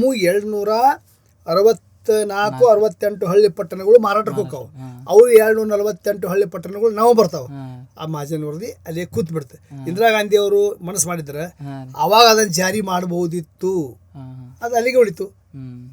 ಈಗೆಲ್ಲ ಅಡ್ಜಸ್ಟ್ ಆಗ್ಬಿಟ್ಟಾರ್ರಿ. ಅಡ್ಜಸ್ಟ್ ಅಂದ್ರೆ ಹೆಂಗಂತಂದ್ರೆ ಅವ್ರಿಗೆ ಫಜಲ್ ಅಲಿ ಕಮಿಷನ್ ಅವ್ರ ವಿರುದ್ಧ ಹೋತು, ಮಹಾಜನ ಆಗೋದು ಅವ್ರ ವಿರುದ್ಧ ಹೋತು. ಮುಂದೆ ಅವ್ರು ಏನು ಮಾಡಿದ್ರು, 2004 90 ಈ ಮಧ್ಯೆ 99 ಎಲ್ಲ ಸೀಟ್ ಸೋತ್ರು. ಹಿಂದಿನ ಉಚ್ಗಾಂವ್ ಹೋತು, ಬೆಳಗಾವಿ ಹೋತು, ಖಾನಾಪುರ ಹೋತು, ನಿಪ್ಪಾಣಿ ಹೋತು, ಬಾಗೇವಾಡಿ ಹೋತು. ಅದ್ರಾಗೂ ಸೋತ್ರು. ಮೊದಲು ಬೆಳಗಾವಿಯಿಂದ ನಾವು ಗೆಲ್ತೀವಿ, ಬೆಳಗಾವ್ ನಂಬದಂತಿದ್ರು. 99 ಸೋತ್ರಿ. ನೀವೇನಂತೀರಿ ಈಗ? ಅವ್ರಿಗೆ ಹಾದಿ ಉಳಿಲಿಲ್ಲ. ಅವಾಗ ಏನು ಮಾಡ್ರು, 2004 ಸುಪ್ರೀಂ ಕೋರ್ಟಿಗೆ ಹೋದ್ರು. ಗಡಿ ವಾದ ಪ್ರಕರಣ ತಗೊಂಡ ಸುಪ್ರೀಂ ಕೋರ್ಟಿಗೆ ಹೋದ್ರು. ಸುಪ್ರೀಂ ಕೋರ್ಟ್ನ ಅವ್ರದ್ದೇನು ವಾದ ಐತಿ, ಕರ್ನಾಟಕದ 5 ಜಿಲ್ಲೆಗಳ 865 ಹಳ್ಳಿ ಪಟ್ಟಣಗಳು ಮಾರಾಟ ಸೇರ್ಬೇಕಂತ ಅವ್ರದ್ದು ಪ್ರೇಯರ್ ಐತಿ. ಅದ್ರ ಮುಂದೆ ಸುಪ್ರೀಂ ಕೋರ್ಟ್ ಮುಂದೆ 2004 ಹೋಗ್ಯಾರ ಅವರು. ಇದು 2024. ಇನ್ನೂ ಮೇಂಟೈನೆಬಿಲಿಟಿ ಮೇಲೆ ಹೀರಿಂಗ್ ಆಗಿಲ್ಲ. ಮೇಂಟೈನೆಬಿಲಿಟಿ ಅಂದರೆ ಅವ್ರ ಅರ್ಜಿ ಸ್ವೀಕಾರ ಮಾಡಬೇಕು, ತಿರಸ್ಕಾರ ಅದ್ರ ಮೇಲೇ ಹೀರಿಂಗ್ ಆಗಿಲ್ಲ. 20 ವರ್ಷ ಆತ ಅಲ್ಲೇ ಐತಿ. ಎಲ್ಲೇ ಸುಪ್ರೀಂ ಕೋರ್ಟ್ನಾಗ ಅಲ್ಲೇ ಐತೆ ಅದು. ಇವ್ರು ಒಮ್ಮೆ 2 ಸಲ ಬೇಯಿಸ್ಕೊಂಬಂದಾರ ಸುಪ್ರೀಂ ಕೋರ್ಟ್ ಮುಖ್ಯ ನ್ಯಾಯಮೂರ್ತಿಯಿಂದ. ನೀವು 60 ವರ್ಷದ ನಂತರ 2004 ಅರ್ಜಿ ಸಲ್ಲಿಸಿರಿ. ರಾಜ್ಯ ರಚನೆ ಆಗಿದ್ದು ಯಾವಾಗ? 1956. ಅವರು ಅದನ್ನ ಗಡಿಯವಾದ ಜೀವಂತ ಹೇಳಕ್ಕೆ ಅವ್ರು ಸುಪ್ರೀಂ ಕೋರ್ಟ್ನಾಗ ಅದಾರ. ಆ ವಿಷಯದಾಗ ನಮ್ಮದು ಒಂದು ಗಡಿ ಕಾನೂನು ಸಲಹಾ ಸಮಿತಿ ಅಂತ ಆತ. 2004 ಧರ್ಮ್ ಸಿಂಗ್ ಗೌರ್ಮೆಂಟ್ ಇತ್ತು, ನಾವೆಲ್ಲ ಹೋಗಿದ್ವಿ. ಅವ್ರ ಗಡಿ ಕಾನೂನು ಸಲಹಾ ಸಮಿತಿ ಆಯ್ತು. ಅದೇ 2015 ಗಡಿ ಸಂರಕ್ಷಣಾ ಆಯೋಗ ಅಂತ ಆಯ್ತು. ಮಳಿಮಠರಿದ್ರು 2015. ಆಮೇಲೆ ರಾಜೇಂದ್ರ ಬಾಬು ಬಂದರು, ಅವ್ರು ರಾಜೀನಾಮೆ ಕೊಟ್ಟು ಹೋದರು. ಆಮೇಲೆ ಇನ್ನೊಬ್ಬರು ಮಂಜುನಾಥ್ ಅಂತ ಬಂದರು, ಅವ್ರು ತೀರ್ಕೊಂಡ್ರು. ಈ ಶಿವರಾಜ್ ಪಾಟೀಲ್ ಅಂತೇಳಿ ನ್ಯಾಯಮೂರ್ತಿ, ಸುಪ್ರೀಂ ಕೋರ್ಟಿನ ನಿವೃತ್ತ ನ್ಯಾಯಮೂರ್ತಿ, ನಮ್ಮ ಗಡಿ ಸಂರಕ್ಷಣಾ ಆಯೋಗದ ಅಧ್ಯಕ್ಷದಾರ. ಆ ಸುಪ್ರೀಂ ಕೋರ್ಟ್ನ ಮ್ಯಾಗಿನ ಮ್ಯಾಗ ಮಾರಾಟಕ್ಕೆ ಹೋಗ್ತಾರ, ಒಂದು ಮನವಿ ಸಲ್ಲಿಸ್ತಾರೆ. ಅದನ್ನು ಸ್ಪೀಡ್ ಮಾಡಿರಿ, ಅದನ್ನು ಚಟುವಟಿಕೆಯಿಂದ ಒಂದು ವಕೀಲ್ ಟೀಮ್ ಕೊಡ್ರಿ ಅಂತಾರೆ. ಅವ್ರು ಅಲ್ಲಿಗೆ ಹೂವು ಅಂತಾರೆ. ನಾವು ಯಾವಾಗಾರ ಬೆಂಗಳೂರಾಗ ಶಿವರಾಜ್ ಪಾಟೀಲ್ನ ಭೇಟಿ ಬರ್ತೀವಿ. ಬಟ್ ನಮ್ಮ ಸರ್ಕಾರ ಎಚ್ಚರದಿಂದ ಇರಬೇಕು. ನಾ ಹೇಳೋದು ಸರ್ಕಾರಕ್ಕೆ ಹೇಳ್ತೀವಿ, ನಾವು ಯಾವಾಗಲೂ ಹೇಳ್ತೀವಿ. ಕೋರ್ಟ್ಗೆ ಹೋಗಿದ್ದು, ಆಸ್ಪತ್ರೆಗೆ ಹೋಗಿದ್ದು ಕೇಸ ಹಿಂಗ ಅಂತ ಹೇಳಕ್ಕಾಗೋದಿಲ್ಲ. ಅದು ಕೋರ್ಟ್ನಾಗ ಐತ್ರಿ, ಅದೇನಾಗೋದಿಲ್ಲ. ನಿಮ್ಮ ಮನಸ್ಸಿನ ಸಮಾಧಾನಕ್ಕೆ ನೀವು ಅಂತೀರಿ ಅದೇನಾಗೋದಿಲ್ಲ ರೀ ಅಂತ. ಹಂಗಲ್ಲ, ನೀವು ಎಷ್ಟು ಕಾಳಜಿ ತಗೋಬೇಕು ಅಷ್ಟು ಕಾಳಜಿ ತಗೋಬೇಕು. ಈ ಮಾರಾಟದಾಗ ಅಲ್ಲಿ ಮುಖ್ಯಮಂತ್ರಿ ಅಧ್ಯಕ್ಷತೆ ಒಳಗೆ ಒಂದು ಉನ್ನತ ಅಧಿಕಾರ ಸಮಿತಿ ಐತಿ ಗಡಿ ವಿಷಯದಾಗ. ಅದ್ರಾಗ ಎಲ್ಲ ಪಕ್ಷ ಅವ್ರದಾರ. ಆ ಸಮಿತಿ ನಮ್ಮಲ್ಲಿ ಇಲ್ಲ. ಅಲ್ಲಿ ಗಡಿ ಉಸ್ತುವಾರಿ ನೋಡ್ಕೊಳಕ್ಕೆ 2 ಮಿನಿಸ್ಟರ್ ಅದಾರ. ಆ ಗಡಿ ಉಸ್ತುವಾರಿ ಸಚಿವರು ನಮ್ಮಲ್ಲಿ ಯಾರು ಇಲ್ಲ. ಇಲ್ಲಿ ಯಾರೂ ಇಲ್ಲ. 2015 ನಾನು ಬೆನ್ನು ಹತ್ತಿ ಅವಾಗ ಸಿದ್ದರಾಮಯ್ಯ ಮುಖ್ಯಮಂತ್ರಿ ಇದ್ದಾಗ ಗಡಿ ಉಸ್ತುವಾರಿ ಮಂತ್ರಿ ಮಾಡಬೇಕು ಅಂದಾಗ ಎಸ್ ಕೆ ಪಾಟೀಲ್ರು 3 ವರ್ಷ ಗಡಿ ಉಸ್ತುವಾರಿ ಮಂತ್ರಿ ಇದ್ರು 2015-18. ಆಮೇಲೆ ಕುಮಾರಸ್ವಾಮಿ ಸರ್ಕಾರದಾಗ ಯಾರಿಲ್ಲ, ಯಡಿಯೂರಪ್ಪ ಸರ್ಕಾರದಾಗ ಯಾರಿಲ್ಲ, ಬೊಮ್ಮಾಯಿ ಸರ್ಕಾರದಾಗ ಯಾರಿಲ್ಲ, ಸಿದ್ದರಾಮಯ್ಯ ಹೊಳೆ ಬಂದ್ರು ಇಲ್ಲಿ ಯಾರಿಲ್ಲ ಗಡಿ ನೋಡ್ಕೊಳಕ್ಕೆ. ನಾವೇನು ಕನ್ನಡ ಸಂಘಟನೆ ಹೊಯ್ಕೋತೀವಲ್ಲ, ನಾವ ಗಡಿ. ಇವು ಸರ್ಕಾರದಾಗ ಕೇರಿಲ್ಲ. ಈ ವಿಷಯದಾಗ ನಾನು ಸ್ಪಷ್ಟ ಹೇಳ್ತೇನೆ, ಕರ್ನಾಟಕ ಸರ್ಕಾರ ಗಡಿ ವಿಷಯದಾಗ ನಿರ್ಲಕ್ಷ್ಯ ತಾಳೈತಿ, ತಾಳಬಾರ್ದು. ಈಗ ಮನೆ ಇಶ್ಯೂ ಹೇಳ್ತೇನೆ. ಅವರು ಕರ್ನಾಟಕದಾಗ ಒಂದು ಯೋಜನೆ ಜಾರಿ ತಂದರು, ಮಹಾತ್ಮ ಫುಲೆ ಜನಾರೋಗ್ಯ ಯೋಜನೆ ಅಂತ. ಇಲ್ಲಿ 865 ಹಳ್ಳಿ ಒಳಗೆ ಯಾರು ಮರಾಠಿ ಭಾಷೆದಾರ ಅವ್ರಿಗೆ ಅವರು ಒಂದು ಅರ್ಜಿ ಹಾಕಿರ ಮಹಾರಾಷ್ಟ್ರದ ಮುಖ್ಯಮಂತ್ರಿ ಕಡೆಯಿಂದ ಅವ್ರಿಗೆ ಪರಿಹಾರ ಬರ್ತೈತಿ. ಆರೋಗ್ಯದ ಕಿಡ್ನಿ ಇರಲಿ, ಹೃದಯ ಇರಲಿ ಬರ್ತೈತಿ ಪರಾಧತಿಗೆ. ಅವಾಗ 4 ಸೆಂಟರ್ ತೆಗೆದ್ರು ಬೆಳಗಾವ್ಯಾಗ, ಸೇವಾ ಕೇಂದ್ರ ತೆಗೆದ್ರು. ನಾ ಅದನ್ನು ತಕರಾರು ಮಾಡಿ DC ನಿತೇಶ್ ಪಾಟೀಲ್ ಕೊಟ್ಟಿನಿ, ಇವು ಇಮಿಡಿಯೇಟ್ಲಿ ಬಂದ್ ಆಗ್ಬೇಕಂತ. ನಮ್ಮ ರಾಜ್ಯದಾಗ ಅವ್ರು ಹೆಂಗೆ ತೆಗಿತಾರೆ ಕೇಂದ್ರ ಅಂತ 48 ತಾಸ್ನಾಗ ಕಿಲಿ ಹಾಕ್ಸಿನಿ ಅದನ್ನು. 48 ತಾಸ್ನಾಗ state chief secretary Harish Goyal ಇದ್ರೆ ಹಾಕ್ಲಿಕ್ಕಂದ್ರೆ ಇಡೀ ಕರ್ನಾಟಕದಾಗ ತುಂಬಬೇಕು. ಅವ್ರು ಬಂದು ನಮ್ಮಲ್ಲಿ ತೆಗಿಬೇಕಾದ್ರೆ ನಮ್ಮ ಸರ್ಕಾರ ಜೊತೆ MOU ಆಗ್ಬೇಕಾದ್ರೆ ಮೆಮೊರಂಡಮ್ ಆಫ್ ಅಂಡರ್ಸ್ಟ್ಯಾಂಡಿಂಗ್ ತೆಗೆದುಟ್ರು. DC ಕಿಲಿ ಹಾಕ್ಸಿದ. ಆಮೇಲೆ ಏನು ಮಾಡ್ರಿ, ಈಗ ಅವರು ಆನ್ಲೈನ್ ಮಾಡ್ಯಾರ. ಆನ್ಲೈನ್ ಇಬ್ಬರು ಅಲ್ಲಿಂದ ರೊಕ್ಕ ಬರತ್ತಾವ. ನಾ ಏನು ಹೇಳಿದ್ವಿ, ನೀವು ಬೆಳಗಾವಿ ಕರ್ನಾಟಕದಾಗ ಮರಾಠಿ ಮಂದಿಗೆ 100 ಕೋಟಿ ಹಂಚ್ರಿ, ನಮ್ಮ ತಕರಿಲ್ಲ. ಅದಕ್ಕೆ MES ಶಿಫಾರಸ್ ಪತ್ರ ಹಚ್ಬೇಕಂತ ಕಂಡೀಷನ್ ಆಗೈತೆ ಅವ್ರದ್ದು. ಯಾರು ಅರ್ಜಿ ಹಾಕಾರಲ್ಲ, ನನಗೆ ಕಿಡ್ನಿ ಪ್ರಾಬ್ಲಮ್ ಐತಿ 2 ಲಕ್ಷ ಕೊಡ್ರಿ ಅಂತ MES ಪತ್ರ ಹಚ್ಬೇಕು. MES ಪತ್ರ ಯಾಕಪ್ಪ, ನೀವು ಬಡವರಿಗೆ ಹೆಲ್ಪ್ ಮಾಡೋದು, ಮರಾಠಿ ಮಂದಿಗೆ ಹೆಲ್ಪ್ ಮಾಡ್ರಿ. ನೀವು ಜಮ್ಮು ಕಾಶ್ಮೀರದ ಹೋಗಿ ಮಾಡ್ರಿ, ನಮ್ಮ ತಕರಿಲ್ಲ. ಆದ್ರೆ ನೀವು MES ಶಿಫಾರಸ್ ಹಾಕಬೇಕು. ನಾವು ಕರ್ನಾಟಕ ಸರ್ಕಾರದವರು ಬೆಳಗಾವಿ ಗಡಿ ಭಾಗದಾಗಿನ ಎಲ್ಲ ಆಸ್ಪತ್ರೆ ಒಳಗೆ ಮಹಾರಾಷ್ಟ್ರದ ಸಮೀಪದ ಹಳ್ಳಿ ಜನ ಬರ್ತಾರೆ. ಗಡಿಂಗ್ಲಜ, ಸಾಂಗ್ಲಿ, ಮಿರಾಜ, ಚಂದಗಢ, ನಾವು ಯಾರು ಕೇಳೋದು. ಅವ್ರ ಕಡೆ ಒಂದು BPL ಕಾರ್ಡ್ ಇದ್ರೆ ಫ್ರೀ ಟ್ರೀಟ್ಮೆಂಟ್ ತೊಗೊಂಡೋಗಾರ. ನಾವು ಅಲ್ಲಿಂದ ಕನ್ನಡ ಮಂದಿದು ಶಿಫಾರಸ್ ತೊಗೊಂಬರ್ರಿ, ಕನ್ನಡ ಸಂಘಟ ಯಾರು ಅಂದಿಲ್ಲ. ನೀವು ಇವರು ಏನು ಮಾಡತ್ತಾರೋ ರಾಜಕೀಯವಾಗಿ ಉಪಯೋಗ ಮಾಡತ್ತಾರೆ. ನಮ್ಮ ಸರ್ಕಾರ ಎಚ್ಚೆತ್ತುಕೊಂಡಿಲ್ಲ, ನಾ ತಕರಾರು ಮಾಡೀನಿ. ಅವ್ರ ಯೋಜನೆ ನಮ್ಮ ಕರ್ನಾಟಕದಾಗ ಜಾರಿ ಆಗ್ಬೇಕಾದ್ರೆ ನಮ್ಮ ಕರ್ನಾಟಕ ಸರ್ಕಾರ ಜೊತೆ ಒಂದು ಒಪ್ಪಂದ ಆಗಬೇಕು. ಅದಾಗಿಲ್ಲ. ಅದಕ್ಕೆ ನಮ್ಮ ಸರ್ಕಾರದಾಗ ಹೆಂಗಂದ್ರೆ ಈ ಮರಾಠಿ ಮತಗಳ ಓಲೈಕೆ ಮಾಡೋ ಸಲುವಾಗಿ ಇವ್ರು ಯಾವ ಗಡಿ ಉಸ್ತುವಾರಿ ಮಾಡಿಲ್ಲ, ಗಡಿ ಕಮಿಟಿ ಮಾಡಿಲ್ಲ. ಇವು ಬಿಟ್ಟರು ಕಣ್ಣಿಗೆ ಕಾಣದರ್ಗದ ಸುಮ್ಕೂತಾರೆ. ಅಂದ್ರೆ ಇದು ನಮ್ಮ ದೌರ್ಬಲ್ಯ. ಕರ್ನಾಟಕ ಸರ್ಕಾರ ದೌರ್ಬಲ್ಯ ಅನ್ರಿ ಅಥವಾ ಜಾನ ಕ್ಯೂಡನ್ರಿ, ಜಾನ ಕುರುಡನ್ರಿ. ಇದನ್ನ ನಾ ಅನೇಕ ಸಲ ಎತ್ತಿರ್ತೇನೆ. ಆದ್ರೆ ಈ ಸರ್ಕಾರದಾಗ ಅದ್ರ ಬಗ್ಗೆ ಎಷ್ಟು ಕಾಳಜಿ ವಹಿಸ್ಬೇಕು ಅಷ್ಟು ಕಾಳಜಿ ವಹಿಸಿಲ್ಲ ಸರ್. ಮತ್ತು ಈಗ 40 ವರ್ಷ ಆಯ್ತು ಸರ್ ಕನ್ನಡ ಪರ ಆಗಲಿ ಸಮಾಜಮುಖಿ ಕೆಲಸ ಮಾಡ್ಕೊಂತ. ಸರ್ ಕೊರೋನಾ ಟೈಮ್ನಾಗ ನೀವು 100 ದಿನಗಳ ಕಾಲ ಅನ್ನದಾನ ಮಾಡಿದ್ರಿ. ಅದು ನಿಮ್ಗೆ ಅನ್ನದಾನ ಮಾಡಬೇಕು ಅದು ಏನಾಯ್ತು, ಮಾರ್ಚ್ 23 ಅಮಾವಾಸ್ಯೆ ಇತ್ತು 2020-21 ಅಮಾವಾಸ್ಯೆ ಇತ್ತು. ಅವತ್ತು ಅಕಸ್ಮಾತ್ ನಾ ಪೂಜೆ ಮಾಡೋ ಮುಂದೆ TV 9ದಾಗ ಬಂದದ್ದು ಒಬ್ರು ಫೋನ್ ಮಾಡಿ ಹೇಳಿದ್ರು ನನಗೆ, ಇಲ್ಲ ಆ ಕಿಲ್ಲಾ ಕಿರಿದಂಡಿಗೆ ಒಂದು 70 ಗುಡಿಸ್ಲದಾವು, 72 ತಾಸು ಅವರು ಬರೀ ನೀರಿನ ಮ್ಯಾಗ ಅದಾರು ಅಂತ. ನೀರಿನ ಮ್ಯಾಗ ಹಂಗದಾರು. ಇದು ನನಗೆ ಅದು ಪೂಜೆ ಬಿಟ್ಟವನ ನಂದು ಒಮ್ಮನಿ ಗಾಡಿ ಇತ್ತು. ಅವಾಗ ಆಲ್ರೆಡಿ ಇದನ್ನು ಹೇರಿದ್ರಲ್ಲಿ ಕರೋನಾ ನಿರ್ಬಂಧಿತ್ತು. ಪಟ್ನ ಯಾರು ಫೋನ್ ಮಾಡ್ಯಾರಲ್ಲ ಅವ್ರ ಮನೆಗೆ ಹೋಯ್ತು ಗಾಡಿ ತೊಗೊಂಡು. ನಮ್ಮ ಆಫೀಸ್ನಾಗ ಒಂದಿಬ್ಬರು ಲೇಡೀಸ್ ಸ್ಟಾಫ್ ಇರ್ತಾರೆ. ಹೋದ್ನಿ, ಅವರು ಬೆಳಗಾವಿ ಹೋಟೆಲ್ಗಳಿಗೆ ಅಕ್ಕಿ ಸಪ್ಲೈ ಮಾಡ್ತಿದ್ರು. ನನಗೆ ಕ್ಲೋಸ್ ಫ್ಯಾಮ್ಲಿ ಅದು. ನಿಮ್ಮ ಮನೆಗೆ ಎಷ್ಟು ಅದಾವ ಅಕ್ಕಿ ಗಡೆಗಿಡ್ರಿ, ನಾಳೆ ನಾ ಕೊಡ್ತೀನಿ ಅಂತ ಹೇಳಿ ನ್ಯಾಟ್ಗೆ ಅಲ್ಲಿ ಕಿಲ್ಲಾ ದಂಡಿಗೆ ಹೋಗಿ ಎಲ್ಲ TV ಅವ್ರು ಬಂದುಬಿಟ್ರು, ಪೊಲೀಸರು ಬಂದುಬಿಟ್ರು. ಅಲ್ಲಿ 72 ತಾಸು ಹೆಂಗಿರ್ಬೇಕು ಅವರು. ಅದು ಒಂದು ಮಾನವೀಯತೆಯಿಂದ ಹೇಳಿ ಡಿಸಿಷನ್ ತೊಗೊಂಡೆ. ನಾಳಿಂದ ನೋಡ್ರಿ ಉದ್ಯೋಗ ಬಂದು ಸ್ಟಾಫ್ ಯಾರು ಬರೋಂಗಿಲ್ಲ. ದಾನಿಗಳಿಗೆ ವಾಟ್ಸಪ್ ಮೂಲಕ ಮನವಿ ಮಾಡಿಬಿಟ್ನೆ. ಮನವಿ ಮಾಡಿಕೊಂಡು ಮೊದಲು ಅದರ ನೀರಾಗ ಹಿಡಿದು ನೀನಾಕತ್ತಂತೇಳಿ ಹಂಚಕ್ಕೆ ಚಾಲು ಮಾಡಿದ್ವಿ. ಎಲ್ಲಿವರೆಗೆ ಹೋಗ್ತದೆ, ಮಾರ್ಚ್ 23 ಚಾಲೋ ಆಯ್ತು. ಅದೇನು ಮಂದಿ ಹೊರಗೆ ಯಾರೂ ಬರ್ತಿದ್ದಿಲ್ಲ. ನಾವು ಒಂದು 40 ಮಂದಿ ಟೀಮ್ ಇತ್ತು. ನನ್ನ 2 ಆಫೀಸ್ ಗಾಡಿ ಇತ್ತು, ಒಂದು ಟಾಟಾ ಸುಮೋ, ಒಂದು ಒಮ್ನಿ ಇತ್ತು. ತೊಗೊಂಡು ಹೊಂಟ್ಬಿಟ್ಟು ಮಂದಿ ಫೋನ್ ಬರಕತ್ತು. ಒಳಗೆ ನಮ್ಮನ್ನು ಯಾರೂ ಕರೀಲಿಲ್ಲ. ಕಟ್ಟಿಗಿಟ್ಟಿವು ಅಲ್ಲೇ ಬಾಗಲ್ದಾಗ ಕೈ ಕೊಟ್ಟು ನಿಲ್ಲೋದು, ಕಿಟಕಿಯಾಗಿ ಹೇಳೋರು ಅಲ್ಲಿ ಇಟ್ಟಿವ್ರಿ ತೊಗೊಂಡು ಹೋಗ್ರಿ. ನಾವು ಹೋದ್ಕೂಡಲೇ ನಾಗನೂ ರಜಾ ಅವರು, ನಾನು ಒಂದು 200 ಬ್ಯಾಗ್ ಕೊಡ್ತೀನಿ ಅಂತ ನಾಗನೂ ರಜಾ ಕೊಟ್ಟರು. ಹುಕ್ಕೇರಿ ಮಠದ ಸ್ವಾಮಿಗಳ ಅಂಕ ನಿಂದ ಮಠ ಇದು, ಇಲ್ಲೇ ಬಂದ ನಿಮ್ಮ ಮನೆಯಾಗ ಹೋಗಂಗೆ ಇಲ್ಲಿ ಪರಿಸ್ಥಿತಿ. 40 ಮಂದಿ ಇದ್ದೀವಿ ನಾವು. ಮಧ್ಯಾಹ್ನ ಊಟಕ್ಕೆ ಸರ್ಕಡಿಸಿ ಹೋಗೋದು. ಹುಕ್ಕೇರಿ ರಾಜ ಅಂದ ನಿಂದನೋ ಯಪ್ಪ ಅಂತ ಹಿಟ್ಟು ತಂದು ಅಲ್ಲೇ ಎಲ್ಲ ಚೀಲ್ಗಟ್ಟಲೆ ಹಿಟ್ಟು ಬರಾಕತ್ತಿ. ಅಲ್ಲೇ ಪ್ಯಾಕ್ ಮಾಡೋದೇಲೆ ಹುಕ್ಕೇರಿ ಮಠದಾಗ. ಮಧ್ಯಾಹ್ನದಾಗ ಅಲ್ಲೇ ಪರ್ಸಿ ಮೇಲೆ ಅಲ್ಲೇ ಮಕ್ಕಳದು ಸರ್ಕಿಟ್ ಹೌಸ್ ಊಟ. ಇದು 3 ತಿಂಗಳು ಮಾಡೀನಿ. ಮುಂದೆ 50 ದಿವಸ ಹೋತು. ಮಂದಿ ಹಂಗೆ ಮುಂದೆ ಹೋಗಂದ್ರು, ದಾನಿಗಳು ಕಡಿಮೆ ಹಾಕತ್ರು.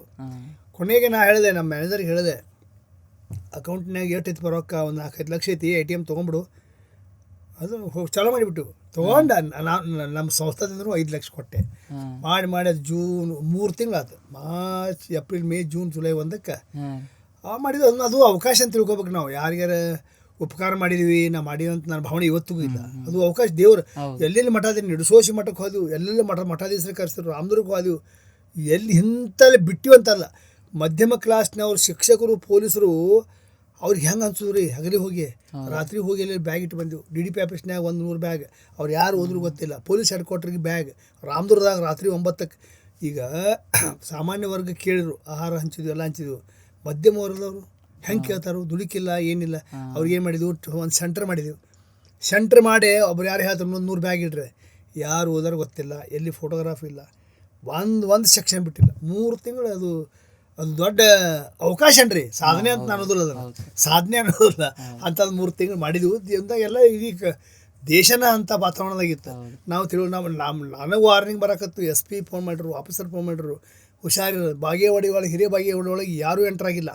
ಮಧ್ಯಾಹ್ನ 2 ಗಂಟೆಗೆ ಹೋದ್ರೆ ಅಲ್ಲಿ ಮಂದಿ ಪಂಚಾಯತಿ ಕಟ್ಟಿಗಿಟ್ಟು ಬಿಟ್ರಿ ಅಂತ. ನಾವು ಹೋದ ಮರುದಿವಸ ಅಲ್ಲಿ MLA ಹಿರಿಯ ಬಾಗೇವಾಡಿಗೆ ಹೋದ್ರೆ ನಮ್ಗೆ ನಾವು ತೊಗೊಂಡಿವಿ, ಗುಳಿಗೆ ತೊಗೊಂಡ್ವಿ, ಪ್ರಿಕಾಷನರ್ ತೊಗೊಂಡ್ವಿ, ಅವ ಸ್ಟೆನೋಜರ್ ತಂದು ತೊಗೊಂಡಿವಿ, ಹೆಲ್ಮೆಟ್. ಹುಕ್ಕೇರಿ ಸ್ವಾಮಿಗಳು ನಮ್ಗೆ 5 ಮಂದಿಗೆ ಹೆಲ್ಮೆಟ್ ತೊಗೊಂಬಂದಿದ್ರು. ನಸೀಬು ಯಾರಿಗೂ ಏನಾಗಿಲ್ಲ, ದೇವ್ರ ಮೇಲೆ ಭಾರ ಹಾಕಿ ಮಾಡಿದ್ವಿ. ಹೊರ ಬೀಳೋ ಪರಿಸ್ಥಿತಿ ಇದ್ದಿಲ್ಲ. ಅಂತಲ್ಲಿ 3 ತಿಂಗಳು ಮಾಡಿದ್ವಿ. ನಾವು ಪ್ರಿಕಾಷನರಿ ಗುಳಿಗೆ ತೊಗೊಳೋದನ್ನ ಮಾಡಿ, ಹೋಮಿಯೋಪತಿ ಗುಳಿಗೆ ಹಂಚಿನಿ, ನಾ 20,000 ಗುಳಿಗೆ ಹಂಚಿನಿ. ವಾಕಿಂಗ್ನ ಹೋದಾಗ ಕಿಸಿದಾಗ ಅದು ರೇರ್, ಅವಕಾಶ ಸಿಗೋದು ರೇರು. ಅದು ಕೆಲಸ ಮಾಡಿದ್ವಿ. ಬರೀ ಹೋರಾಟ ಅಂತಲ್ಲ, ಅದು ಒಂದು ದೊಡ್ಡ ಸಾಹಸ. ಜೀವದ ಜೊತೆ ಆಟ ಆಡಿ ಅವು ಭಯಂಕರ. ಮನೆಗೆ ಮನೆಗೆ ಹೊಂದ್ಕೊಳ್ಳೋ ಸಂಶಯ ಅವ್ರಿಗೆ. ಜಳಕ ಮಾಡಿರಿಲ್ಲೋ, ಹುಡುಗರು ಅದಾವು, ಯಾಕೆ ಬರ್ತೀರಿ ಒಳಗಂತ. ಮಠದಾಗ ನಿದ್ದೆ, ಊಟ, ಸರ್ಕ್ಯೂಟ್ ಅಷ್ಟೇ ಊಟ. ಪತ್ರಕರ್ತರು ನನ್ನ ಕೂಡ ಇರ್ತಿದ್ರು, ಅಲ್ಲೇ ಹೋಗೋದು. ಪತ್ರಕರ್ತರು ಒಟ್ಟರು ರಾಮದೇವದಾಗ ಇಟ್ಟರು ಕರೋನಾದಾಗ, ಅವ್ರಿಗೆ ಹಂಚಿ ಬಂದಿ ಎಲ್ಲ ಅಲ್ಲೇ ಹಚ್ಚಿದ್ದಿ. ಪೊಲೀಸರಿಗೆ, ಮಧ್ಯ ಭಾರತದವ್ರಿಗೆ, ಸದ್ಯಕ್ಕೆ ಚೆನ್ನಮ್ಮ ಸರ್ಕಲ್ಗೆ DR ಪೊಲೀಸರು ಎಲ್ಲ ಬಂದರು. ಅಲ್ಲಿ ಅಮೂಲ್ ಸ್ವಾಮಿಗಳನ್ನ, ಹುಕ್ಕೇರಿ ಸ್ವಾಮಿ ಕರೆಸಿ, ಕಾರಂಜಿ ಮನುಷ್ಯ ಕರೆಸಿ ಅಲ್ಲಿ ಅನ್ಸಾಕತ್ತೀನಿ. ಅದು ಹೊಂಬದೇರೆ ಏನಾಗತ್ತ, ದೇವ್ರ ಮೇಲೆ ಭಾರ ಹಾಕಿ ಅದನ್ನು ಮಾಡಿದ್ವು. ಈ ಮಧ್ಯಮ ವರ್ಗದವ್ರದ್ದು ಒಂದು ಕಡೆ ಸ್ವಾಭಿಮಾನ ಆದ್ರೆ ಒಂದು ಕಡೆ ಹಸು ಸರ್. ಹೌದ್ರಿ, ಅವ್ರು ಹೆಂಗೆ ಮಾಡಿದ್ರಿ ಕೇಳಕ್ಕೆ ಸಾಲೋದಿಲ್ಲ. ಬೇರೆ ಬೇರೆ ಫೋನ್ ಬರಕತ್ತು, ಅಪ್ಪ ನೀವು ನನಗೆ ಭೇಟಿ ಆಗಬೇಡ್ರಿ, ನೀವು ಎಲ್ಲಿಡಂತೀರಿ, ನೀವು ಯಾರು ತೊಗೊಂಡು ಹೋದ್ರಿ ನಾನು ತಿಳಿದು ಬೇಡ. ಮತ್ತು ದೊಡ್ಡ ದೊಡ್ಡ ಮಠಾಧೀಶರು ಕರ್ಕತ್ರು, ಜಾನಪದ ಕಲಾವಿದರು, ನಾಟಕ ರಂಗಭೂಮಿ ಕಲಾವಿದರು, ಅವರು ನಿರ್ಸೋಷಿ ಮಠದಾಗ ಒಂದು ಫಂಕ್ಷನ್ ಮಾಡಿದ್ವು, ಅಲ್ಲಿ ಕಲಾವಿದರು ಹಾಕತ್ರು. ಭಜಂತ್ರಿ ಬಾರಿಸೋರು ಅಲ್ಲಿ ಬಂದ್ರೆ ಪಾಪ. ಅದು ಈಗ ನೋಡ್ರೆ ನನಗೆ ಒಮ್ಮೆ ಕಟ್ಟು ಕತೆ ಅನಿಸ್ಬಿಡ್ತೈತಿ. ಈಗ ನೋಡಿದ್ರೆ ಇದನ್ನ ನಾ ಮಾಡಿದ ಕರೇನು ಆದ್ಮೇಲೆ ತೃಪ್ತಿ. ಆಮೇಲೆ ಒಂದು ಪುಸ್ತಕ ತಂದಲ್ಲ, ಹಸಿದವ್ರತ್ತ ನಮ್ಮ ಚಿತ್ತ. ಆ ಅಭಿಯಾನಕ್ಕೆ ಇಟ್ಟಿದ ಹೆಸರನ್ನ ಹಸಿದವ್ರತ್ತ ನಮ್ಮ ಚಿತ್ತ. ಒಂದು 6 ತಿಂಗಳ ನಂತರ ಪುಸ್ತಕ ತಗೊಂಡೆ, ಅದನ್ನು ದಾಖಲೆ ಮಾಡೋಣ ಅಂತ ಎಲ್ಲ ಫೋಟೋ ಹಾಕಿ ಅದನ್ನು ಮಾಡಿದ್ವಿ. ಸರ್ ನೀವು ಪತ್ರಿಕೋದ್ಯಮ 8 ವರ್ಷ ಮಾಡ್ರಿ. 80ರಿಂದ 88ರವರೆಗೆ ನಾ ಸಹಾಯಕ ಸಂಪಾದಕ ನಾಡೋಜ ದಿನಪತ್ರಿಕೆಯೊಳಗೆ. ಆಮೇಲೆ ಪ್ರಿಂಟಿಂಗ್ ಪ್ರೆಸ್ ಹಾಕಿನಿ. ಆಮೇಲೆ ಹವ್ಯಾಸ ಆಯ್ತು. ನಾನು PUC ಇದ್ದಾಗನೇ ಪತ್ರಿಕೆಗೆ ಕವನ ಕಥೆ ಬರಿತಿದ್ದೆವು. ರಾಮದೂರಿಂದ ಇಲ್ಲಿ ಬಂದುಬಿಟ್ಟು ಕನ್ನಡದಾಗ 1 ವರ್ಷ ಇದ್ನಿ. ಆಮೇಲೆ 81 ಮೇ 15ರಿಂದ 88 ತನಕ ರಾಘವನ್ ಜೋಶಿ ಅವರು ನಾಡೋಜ ದಿನಪತ್ರಿಕೆ ಸಹಾಯಕ ಸಂಪಾದಕ. ಆಮೇಲೆ ಚಂದ್ರಗಿ ಪ್ರಿಂಟರ್ಸ್ ಅಂತೇಳಿ ಪ್ರಿಂಟಿಂಗ್ ಪ್ರೆಸ್ ಹಾಕಿದ್ನಿ ಅವಾಗಿನ ಕಾಲಕ್ಕೆ. ಹಾಕಿ ಆಮೇಲೆ ಹವ್ಯಾಸ ಚಾಲು ಆಯ್ತು. ಇವತ್ತಿಗೂ ಬರಿತೀನಿ. ಯಾರು ಕೇಳಿದ್ರೆ ವಿಶೇಷವಾದ ಲೇಖನ ಇರ್ತಾವೆ, ಅದರ ಬರೆಯೋದು ಭಾಳ ಕಡಿಮೆ. ಈಗ ಒಂದು ಪುಸ್ತಕ ತನ್ನಿ, ಲೋಕದರ್ಶನ ಪತ್ರಿಕೆ ಒಳಗೆ 52 ವಾರ ನಂದು ಚಂದ್ರಗಿ ಕಾಲಮ್ ಅಂತ ಬಂತು. ಅದ್ರಾಗ 22 ಆರ್ಟಿಕಲ್ ಕೂಡಿಸಿ ಒಂದು ಚಂದ್ರಗಿ ಕಾಲಮ್ ಅಂತ ಪುಸ್ತಕ 2012 ಬಂದೈತಿ. ಈ ಬಿಸ್ನೆಸ್ ಕಥದಾಗ ಹೇಳಿ 10 ಪುಸ್ತಕ ಬರೆಯೋಷ್ಟು ಇದ್ರು ಸಹಿತ ಒಮ್ಮೆ ನನ್ನ ಮೇಲೆ ನನಗೆ ಸಿಟ್ಟು ಬರ್ತೈತಿ. ಏನಪ್ಪ ಬಿಸ್ನೆಸ್ ಬಿದ್ದು ಈ ಸೃಜನಶೀಲತೆನ ಕಳ್ಕೊಂಡೇನೋ ಅಂತ ಅನಿಸುತ್ತೆ. ಆದ್ರೆ ಅನಿವಾರ್ಯ. ಬಿಸ್ನೆಸ್ ಮಾಡ್ಕೊಂಡನ ಉದ್ಯೋಗ ಮಾಡ್ಕೋಬೇಕು, ಬೇರೆ ಹೋರಾಡ್ದಾಗ ಹೋಗಿ ಬೇರೆ ದಾರಿ ಇಲ್ಲ. ನೀವು ಇದು ಕಲ್ಪನಾ ಅವ್ರದ್ದು ವರದಿ ಮಾಡಿದ್ರಲ್ಲ ಸರ್, ಅದಕ್ಕೆ ಅಂತಿಮ ಸಿಕ್ತು ಸರ್? ಅಂದ್ರೆ ಅವ್ರು ಇಲ್ಲ, ಅದು ನೋಡ್ರಿ 79 ಮೇ 12ಕ್ಕೆ ತೀರ್ಕೊಂಡ. ಮೇ 11 ಬೆಳಗಿನ ಜಾವ ಆತ್ಮಹತ್ಯೆ. ಸಂಕೇಶ್ವರ ಹತ್ರ ಗೋಟ್ರಾಗ. ಸಂಕೇಶ್ವರದಾಗ ಒಂದು ನಾಟಕ ಆಡಕ್ಕೆ ಮೈದ್ಲಿಕ್ಕೆ, ಗಂಡುಗೊಲಿ ರಾಮ ಅಂತ ಬಸವರಾಜ್ ಗುಡಿಗೇರಿದ. ಅಲ್ಲಿ ಆಕೆ ಅಷ್ಟೇ ಅವ್ರಿಗೆ ಜಗಳ ಹಾಕಿ ಸ್ಟೇಜ್ ಮ್ಯಾಗ ಹಾಲು ಕುಡಿಯೋ ರಾಮ ಅನ್ನೋ ಡೈಲಾಗ್ ಹಾಕಿ ಹುಲ್ಲು ತಿನ್ನೋ ರಾಮ ಅಂದ್ಬಿಡ್ತಾಳೆ.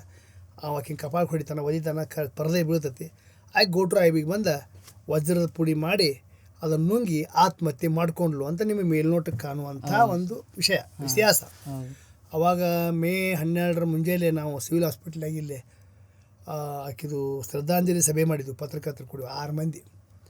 ಆ ಹೆಣ ಅಲ್ಲೇ ಮಲಗಿಸಿದ್ರು. ನಾನು ಹೋಗಿ 29 ಅಂದ್ರೆ 18 ವಯಸ್ಸು ಇರ್ಬೇಕು ನಮಗಷ್ಟೇ. ಹೋಗಿ ಮಾಲೆ ಹಾಕಿದ್ವಿ. ಸಂಜೆವರೆಗೂ ಅವ ಗುಡಿಗೇರಿ ಬಸವರಾಜ್ ಬರಲೇ ಇಲ್ಲ. ನಾಟಕ ಕಂಪನಿ ಮಾಲಕ. ಸಂಜೆ ಮುಂದೆ ಬೆಂಗಳೂರಿಂದ ಒಂದು ಅಂಬಾಸಿಡರ್ ಕಾರ್ನ ಡಿಕ್ಕಿ ಹಾಕ್ಕೊಂಡು ಹೋದ್ರು. ಅದನ್ನು ಅನೇಕ ವರದಿಗಳು, ಅನೇಕ ತನಿಖಾ ವರದಿಗಳು ಬಂದು ಅದರ ಅಂತ್ಯ ಕಾಣಲಿಲ್ಲ. ಅದರ ಲಾಜಿಕ್ ಎಂಡ್ ಮುಟ್ಟಲಿಲ್ಲ. ಆತ್ಮಹತ್ಯೆ ಮಾಡ್ಕೊಂಡ್ರು. ನಾವು ಅನೇಕ ಪ್ರಶ್ನೆಗಳನ್ನು ನನ್ನ ಸಂಶೋಧನೆಯಿಂದ ಓದ್ತೀನಿ, ಟಿ ವಿಯಾಗಿ ಹೇಳೀನಿ. ಗೋಟ್ರದಿಂದ ಪ್ರಖ್ಯಾತ ನಟಿ ಆಕೆ ಒಬ್ಬಾಕೆ ಹೆಂಗೆ ಬಂದ್ಲು, ಎಲ್ಲೇ ಸಂಕೇಶ್ವರದಿಂದ ಗೋಟ್ರಿಗೆ ಬರ್ಬೇಕು, ಒಬ್ಬಾಕೆ ಹೆಂಗೆ ಬಂದ್ಲು. ಆಮೇಲೆ ಬಸವರಾಜ್ ಗುಡಿಗೇರಿ ಅವ್ರು ಹೇಳ್ತಿರು, ನಾ ಆಕಿನ ಮಾಡ್ಕೊಂಡೆ ಅಂದ್ರೆ ಆ ಒಬ್ಬಾಕಿನ ಹೆಂಗೆ ಬಿಟ್ಟ, ಅಲ್ಲಿ ಯಾರಿದ್ರು IB ಒಳಗೆ, ಏನಾಯ್ತು, ಇವೆಲ್ಲ ಇನ್ನೂ ಹೇಳಬಾರ್ದಾದ ಅನೇಕ ವಿಷಯಗಳನ್ನು ನಾನು ಹಿಂಗೆ ಹೇಳಿದ್ದೀನಿ. ಅದಕ್ಕೆ ನಾನು ಹೇಳಕ್ಕೆ ಹೋದ್ನಂದ್ರೆ ಅದಕ್ಕೆ ಪೂರಕವಾದ ದಾಖಲೆಗಳು ನನ್ನ ಕಡೆ ಇಲ್ಲ. ಹೌದು. ಪೋಸ್ಟ್ ಮಾರ್ಟಮ್ ರಿಪೋರ್ಟ್ನೊಳಗೆ ಮಿಸ್ಶಿಪ್ ಮಾಡಿರುವಂಥ ಆಗಿನ ಕಾಲಕ್ಕೆ ನಾನು ಇರೋದು ಒಂದು ಬೇರೆ ರಿಪೋರ್ಟ್ ಕೊಟ್ಟರು ಅಂತ. ಸುಮ್ಮ ಈಗ ಏನೋ ಮಾತಾಡಿದ್ರೆ ಮತ್ತೆ ಹೊಸ ಕಾಂಟ್ರವರ್ಸಿ ಆಕಾವ. ಅದಕ್ಕೆ ನನ್ನ ಕಡೆ ಅದ್ರ ದಾಖಲೆ ಇಲ್ಲ. ಅದ್ರ ಸಮಸ್ಯೆಗಳು ಹಂಗೆ ಉಳಿದು ನಮ್ಮಂಥ ಪತ್ರಕರ್ತರಿಗೆ ಅವೇನು ಸಮಸ್ಯೆಗಳು ಉಳಿದು ಅದ ಉಳಿದು.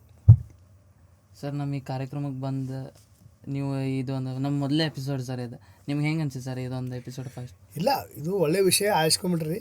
ಇದು ಹೊಸ ವಿಷಯದತ್ತ ನೀವು ತಲೆ ಹಾಕಬೇಕು. ಯಾವುದು ಹಳಸಲು ವಿಷಯ ತೊಗೋಬಾರ್ದು. ಈಗ ಇನ್ನೇನಾಗೆ ಚಾನಲ್ಗಳು ಸೆನ್ಸೇಷನ್ ವಿಷಯ ಮೇಲೆ ಹೊಕ್ಕ ಅದು ಇಮಿಡಿಯೇಟ್ಲಿ ನಿಮ್ಗೆ ಜನಪ್ರಿಯತೆ ತರಬಹುದು, ಆದ್ರೆ ಶಾಶ್ವತ ಅಲ್ಲ. ಇದನ್ನು ಭಾಳ ಸಲ ಪತ್ರಕರ್ತರಿಗೆ ನಾನು ಹೇಳ್ತಿರ್ತೇನೆ, ಒಂದೇನೋ ಸೆನ್ಸೇಷನ್ ಇಶ್ಯೂ ತಂದು ಕೂಡಲೇ ಅವತ್ತು ನೀವು ಎಲ್ಲರೂ ನಿಮ್ಗೆ 4 ಮಂದಿ ಫೋನ್ ಮಾಡ್ಬೋದು, ಭಾರಿ ಆಗೈತಂತೆ. ಅದು ಗಟ್ಟಿ ಒಂದು ತಳಪಾಯ ಮೇಲೆ ಕಟ್ಟಿದಂಥ ವಿಷಯಗಳಲ್ಲ. ನೀವು ಇದು ಯಾವಾಗಲೂ ಕ್ರಮೇಣ ಜನಪ್ರಿಯ ಆಗ್ಬೇಕಾದ್ರೆ ಜನಮಾನಸವನ್ನು ಮುಟ್ಟಬೇಕು.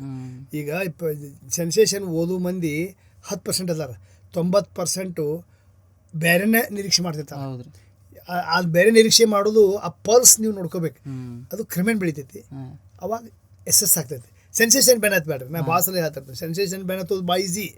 ಅದನ್ನು ಆಗಿಂದಾಗ ಸ್ಫೋಟಕ ವಾತಾವರಣ ನಿರ್ಮಾಣ ಮಾಡಿ ಹೈಪ್ ಮಾಡಿ ಅದು ಪ್ರವಾಹ ಬಂದಾಗ ಎಷ್ಟು ಸ್ಪೀಡ್ ಹೋಗತಿ ಅಟ್ಟೆ ಹಿಡಿತೈತಿ. ಅದಕ್ಕೆ ಬೆನ್ನತ್ತು ಬೇಡ್ರಿ. ತಮ್ಮ ಚಾನಲ್ಲು ದಾರಿ ಒಳ್ಳೆಯದಿರಲಿ. ನಮಗೆ ಶುಭಾಶಯ ಹೇಳ್ತಾ ಇದ್ದೀನಿ. ಧನ್ಯವಾದಗಳು. ನಮಸ್ಕಾರ.